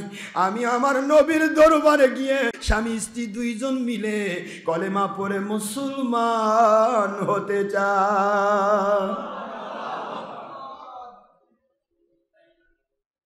আল্লাহ পাক রব্বুল আলামিন কি করতে না পারেন, ঠিক না ব্যাঠি? কি না করতে পারেন? কাফেররা কি করছে, অসংখ্য কথা। মেরাজের কথা তো এক কথায় বলা সম্ভব না, উপরে তো কিছুই নেই, খেয়াল এটা বিশ্বাসের ব্যাপারটা বুঝাচ্ছি। হুজুর কেমনে মেরাজ করলেন, কি করলেন, কোন আসমানে কি করলেন, এটা তো কোনো গল্পই বলা হয়। গল্প তো উদ্দেশ্য নয় আমার উদ্দেশ্য মানুষগুলিকে বেঈমান থেকে, বেঈমানি উক্তি থেকে, যেই বেঈমানি উক্তিগুলি হচ্ছে চারদিকে, এই উক্তিগুলি স্বীকার করে নিজের ঈমান নষ্ট থেকে ঈমান নষ্ট না করে তারা যেন ওই উক্তিগুলিকে বন্ধ করে দিয়ে তারা যেন সত্য পথ বেছে নিয়ে আল্লাহর কাছে ঈমানদার হতে পারে। এইটা উদ্দেশ্য, মেরাজের ঘটনা বলা উদ্দেশ্য নয়, উদ্দেশ্য হচ্ছে এইটা। বুখারী শরীফের 1ম খণ্ড 6 পৃষ্ঠার ভিতরে হাদিস এসেছে মেরাজের 1ম লগ্নের ঘটনা। কাফের মুশরিকেরা তারা নবীজি পাক সাল্লাল্লাহু আলাইহি ওয়াসাল্লামের এই মেরাজের এই সত্যতাকে কেন্দ্র করে ইস্যু করে তারা বিদেশেও, ফরেন কান্ট্রিতেও লোক পাঠিয়ে দিল। আবু সুফিয়ানকে পাঠিয়ে দেওয়া হলো, সেই আপনার কেসরা, পারস্য, তারপরে রোম, সেই সময়ের সভ্য সমাজ, তাদের কাছে পাঠানো হলো। তারা যেন কলমা পড়ে মুসলমান না হয়, এই জন্য তারা পাঠালো নবীজির এই মেরাজকে ইস্যু করে। মোহাম্মদ সাল্লাল্লাহু আলাইহি ওয়াসাল্লাম কী বলছে শোনেন। কাজে মোহাম্মদ সাল্লাল্লাহু আলাইহি ওয়াসাল্লামের এই যে চিঠি পাঠাচ্ছে মুসলমান হওয়ার জন্য, তার কথা মেনে নেওয়া যাবে না, এই জন্য আবু সুফিয়ানকে পাঠালো। এটা বুখারী শরীফে হাদিস আসছে, পরে বলা যাবে যদি আল্লাহ তৌফিক দেন। কিন্তু আজকে আমি আপনাদেরকে এইটুকু বোঝাতে চাই যে ওরা কি করে কাফেরদের কাছেও গিয়ে ধরা পড়লো। সুবহানাল্লাহ জোরে করে। রোমের কাছে, রোমের বাদশার কাছে গিয়ে তারা ধরা পড়েছে, বুখারী শরীফে হাদিস এসেছে। আমি শুধু বোঝাতে চাই যে মেরাজ আল্লাহর হাবিব করেছেন, এর মধ্যে কোনো সন্দেহ আছে কিনা? সন্দেহ আছে? কিভাবে সম্ভব? ইমান বিল গয়বির পজিশন বোঝেন তো? চোখ আছে না, চোখ দিয়ে ইমান দেখা যায়? এই লোকটার মধ্যে ইমান আছে কিনা চোখ দিয়ে দেখা যাবে না? চোখ দিয়ে দেখা যায় না ইমান, চোখ দিয়ে আমল দেখা যায়। বলুন ভাই, কি দেখা যায়? আমল দেখা যায়। ইমান চোখ দিয়ে চোখ দিয়ে ইমান দেখা যায় না। এই জন্য আল্লাহর হাবিব বুঝালেন চোখের পাওয়ার শেষ, তখন মানুষটা ভুল দেখা শুরু করে। চোখ দিয়ে যদি কি ইমানদার দেখতে চায়, তাহলে সে ভুল পথে চলে যাবে। চোখের পাওয়ার শেষ, তখন সে ব্রেন দিয়ে দেখা শুরু করে। দেখেন বাংলাদেশ থেকে উপরের দিকে তাকান, সূর্য দেখবেন, সূর্য মনে হয় নিচে পড়ে গেছে, সূর্য মনে হয় এই পৃথিবী কেন একটা ফুটবলের সমান। কথা কথা, ফুটবলের চেয়ে বড় কিছু, ফুটবলের সমান, ফুটবলের চেয়ে ছোট। চোখ কি করছে? ভুল দেখছে। চোখ কি দেখছে? ভুল দেখছে। এখানে মানুষ ব্রেন দিয়ে শুরু করে, কারণ আল্লাহ পাকের প্রদত্ত একটা নিয়ামত মানুষের আছে, সেটার নাম ব্রেন। ব্রেন দিয়ে প্রমাণ করা হলো পৃথিবী থেকে সূর্য দূরত্ব 9,30,00,000 মাইল দূরে। হ্যাঁ, কি বলছেন না কেন ভাই? তো 9,30,00,000 মাইল দূরে সূর্য। এখানে 9,30,00,000 মাইলকে যখন প্লাস মাইনাস ইন্টু ডিভাইডেড করা হলো, তখন দেখা গেল সূর্যটা শুধু ফুটবল নয়, এই পৃথিবী নামক বিশাল বড় একটা ভূত্বক, এর চাইতে 13 লক্ষ গুণ বড়। কত লক্ষ গুণ বড়? তাহলে বোঝা গেল যে ব্রেন, চোখ ভুল করেছে, ব্রেন দিয়ে দেখলেন। এখন ব্রেনও ভুল করে। আপনি ব্রেন দিয়ে কবর দেখতে চান, দেখতে পাবেন না। ব্রেন দিয়ে হাসর দেখতে চান, ব্রেন দিয়ে আসমানি জগৎ দেখতে চান, ব্রেন দিয়ে জান্নাত দেখতে চান, জাহান্নাম দেখতে চান, হাসর দেখতে চান, ছাড়াত, পুল ছেরাত, হাউজে কাউসার, ব্রেন দিয়ে দেখতে চান, মিলবে না। এই ব্রেনের পাওয়ার যেখানে লেস, সেখানে বান্দার ইমানের পাওয়ারের গতি শুরু। এখন আপনাকে ইমানের গতিতে দেখতে হবে। আমার আল্লাহ বলেছেন কবর আছে, কিচ্ছা শেষ। ব্রেন ধরল কি না? ব্রেন ধরতে পারলে আলহামদুলিল্লাহ, না ধরতে পারলে ব্রেন ভুল দেখছে। কথা করছে না কেন? আমার চোখ ধরতে পারলে আলহামদুলিল্লাহ, চোখ যদি ধরতে না পারে তাহলে ভুল দেখছে। কিন্তু আল্লাহ বলেছেন আছে, এটা ঈমান। নবীজি বলেছেন আছে কবর, হাসর, মুজার, পুলছেরাত, জান্নাত, জাহান্নাম, এগুলি ঈমান। এগুলি কি? এই ঈমানের গতি বোঝানোর জন্য এই হুজুর বলেন। হুজুর গোপন করতে পারতেন, চাচা আমি মেরাজ করলাম, চলে আসলাম, এক কথায় কতখানি সময় সামনে গেল, আবার নিচে এসে হুজুর পানি গড়ে যাওয়া লাগবে, এটা কি বলা ফরজ ছিল নাকি? নাই বলতেন হুজুর, কি হয়েছে? হুজুর যা হয়েছে হয়েছে। হুজুর একটু গোপন করতে পারতেন না? গোপন করতে পারতেন যে হুজুর পানি গড়ে যাচ্ছে, আবার আমি উপরে 27 বছর কেটে আসলাম। এগুলি যদি বলি, কেউই তো ব্রেনকে ধরতে পারবে না, কোনো ব্রেনই ধরবে না। তো ব্রেন ধরবে না এমন কথা বলবোই না, দরকারই নাই। আমি বলবো মেরাজ করে আসলাম, বাস যথেষ্ট হয়ে গেল। কিন্তু হুজুর বলতে চাচ্ছেন আমাকে বা আমার আল্লাহকে বা আমার মেরাজকে কেউ ব্রেন দিয়ে দেখো মানুক, তা আমি চাই না, ইমান দিয়ে দেখাতে চাই। একটু জোরে বলেন না সুবহানাল্লাহ। কি দিয়ে দেখাতে চাই? ইমান দিয়ে দেখাতে চাই। সে নবীকে মানে কিনা, সে আল্লাহকে বিশ্বাস করে কিনা, ব্রেন ধরুক আর না ধরুক, ব্রেন ধরলে আলহামদুলিল্লাহ, না ধরলে বুঝবো ব্রেন ভুল করছে। কিন্তু আমার নবী বলেছেন আলহামদুলিল্লাহ ঠিক আছে। কথা বোঝা যায়? এই জন্য আমার আল্লাহ রব্বুল আলামিন সূরাতুল, ওটা তো সূরাতুল নজম শুনলেন, এবার চলে আসেন সূরাতুল ইসরা। পড়েন এবার।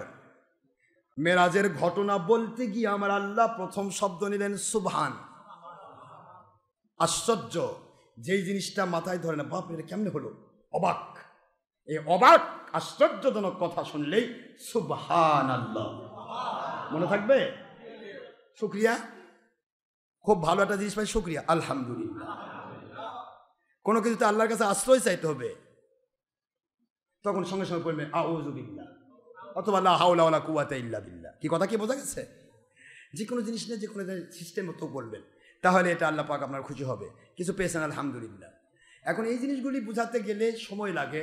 আমি শুধু এইটুকু বলবো, আল্লাহ বলছেন, আল্লাহ নিজে মালিক, তিনি বলছেন তোমাদেরকে আমি যেভাবে নবীর মেরাজ শোনাচ্ছি, আমার আখেরি নবী যেভাবে তোমাদের কাছে মেরাজ শোনাচ্ছেন, তোমাদের ব্রেন ধরবে না, অবাক লাগার মতো, তাজ্জব হবে, অ্যাস্টোনিশড কন্ডিশন হচ্ছে মেরাজ। সুতরাং আমি আল্লাহ পাক এই জন্য বোঝানোর জন্য প্রথমে সুবহান ব্যবহার করলাম। সুবহানাল্লাযী আসরা বিআবদিহি লাইলাম মিনাল মাসজিদিল হারামি ইলাল মাসজিদিল আকসা। সুবহান দিয়ে আল্লাহ বুঝালেন। কি বুঝাইলেন আল্লাহ? আল্লাহ বলছেন আমি সুবহান, সেই আল্লাহ তার এই যে আব্দিহি, আব্দুল শব্দের অর্থ বলে তো সারাদিন যাবে, সেই আল্লাহর বান্দা এখানে বলেছে কাকে? হুজুর পাক সাল্লাল্লাহু আলাইহি ওয়াসাল্লাম নিজেকে আল্লাহর কাছে ফানা করে দিয়েছেন, নিজের অস্তিত্ব, নিজের জিন্দেগি। এটা আপনার আত্মাহিয়াতে বলবেন, আত্তাহিয়াতু লিল্লাহি ওয়াসসালাওয়াতু ওয়াত-তাইয়্যিবাতু। আল্লাহর কাছে গিয়ে আল্লাহ পাক আমার জবানি, আমার মালি, আমার জিন্দেগির সব কিছু আমি আপনার কাছে সুপর্দ করলাম। সুবহানাল্লাহ বলবেন না জোরে? আবার ইন্নী ওয়াজ্জাহতু ওয়াজহিয়া লিল্লাযী ফাতারাস সামাওয়াতি ওয়াল আরদা হানিফা ওয়া মা আনা মিনাল মুশরিকিন, আছে না এখানে? তারপরে ইন্না সলাতি ওয়া নুসুকি ওয়া মাহইয়ায়া ওয়া মামাতি লিল্লাহি রাব্বিল আলামিন, আছে না? আমার সব আমি আল্লাহর কাছে নিবেদিত করেছি। হুজুর পাক সাল্লাল্লাহু আলাইহি ওয়াসাল্লাম আল্লাহর কাছে নিজেকে ফানা করে দিয়েছেন, আর আমার আল্লাহ কুদরত থেকে তাকে বাঁকা করে দিয়েছেন। এই ফানাফিল্লার বাকাবিল্লার পজিশন, আল্লাহর হাবিব বাকাবিল্লার পজিশনের একজন রসুল। এই জন্য আল্লাহ বলেন আব্দিহি মানে হাবিবিহি, সেই হাবিবকে আমি আল্লাহ পাক মেরাজ করালাম, সেই আল্লাহ আমি মেরাজ করালাম যে আল্লাহ পাক সমস্ত অক্ষমতা থেকে মুক্ত। অক্ষমতা তাকে যাকে স্পর্শ করতে পারে না, অপরাগতা বলতে স্পর্শ করতে পারে না, যেই আল্লাহকে দুনিয়ার কোনো অক্ষমতা, অপারগতা অথবা কোনো রকমের অপবিত্রতা যাকে বোঝা যায়, যাকে স্পর্শ করতে পারে না, ধরতে পারে না, সেই আল্লাহ মেরাজ করাইছেন তোমার নবীকে। তারপরও যদি কওর করা সম্ভব নয়, তাহলে আল্লাহকেই তুমি স্বীকার করলে না। যাক, আজকে আর বলবো না, আজকে অনেক হয়ে গেছে। তবে মেরাজের ঘটনা বলতে সময় লাগে। আল্লাহ আমাদের সবাইকে আল্লাহর সন্তুষ্টির পক্ষে মুজাহিদ হিসেবে কবুল করুন। নবীজির পক্ষে, নবীজি পাক সাল্লাল্লাহু আলাইহি সাল্লাম ওনার মহব্বতে কোরআন সুন্নাহ মাকিয়াস কমপ্লিট মেরে চলার তৌফিক দিন। পুরুষ মহিলা জিন ইনসান সবাইকে আল্লাহ পাক মুসলমান জান্নাতি মানুষ হিসেবে কবুল করুন। দুনিয়াতে শান্তিপূর্ণ গয়ব মদতপূর্ণ জীবন দান করুন, আমিন। ওমা আলাইনা ইল্লাল বালাগুল মুবিন। হাদা মা ইনদি মা ইয়ানফাদু মা ইনদাল্লাহি রাসূলিহি সাল্লাল্লাহু আলাইহি ওয়াসাল্লাম। বাক সুবহানাকাল্লাহুম্মা ওয়া বিহামদিকা আশহাদু আল্লা ইলাহা ইল্লা আনতা আস্তাগফিরুকা ওয়া আতুবু ইলাইকা। যারা সুন্নাত নামাজ আদায় করেন নাই, অনুগ্রহপূর্বক কবলাল জুমা সুন্নতে মুআক্কাদা 4 রাকাত আদায় করুন, সময় 5 মিনিট। এরপরে ইনশাআল্লাহ আযান হবে, নামাজ। আসসালামু আলাইকুম ওয়া রাহমাতুল্লাহি ওয়া বারাকাতুহু।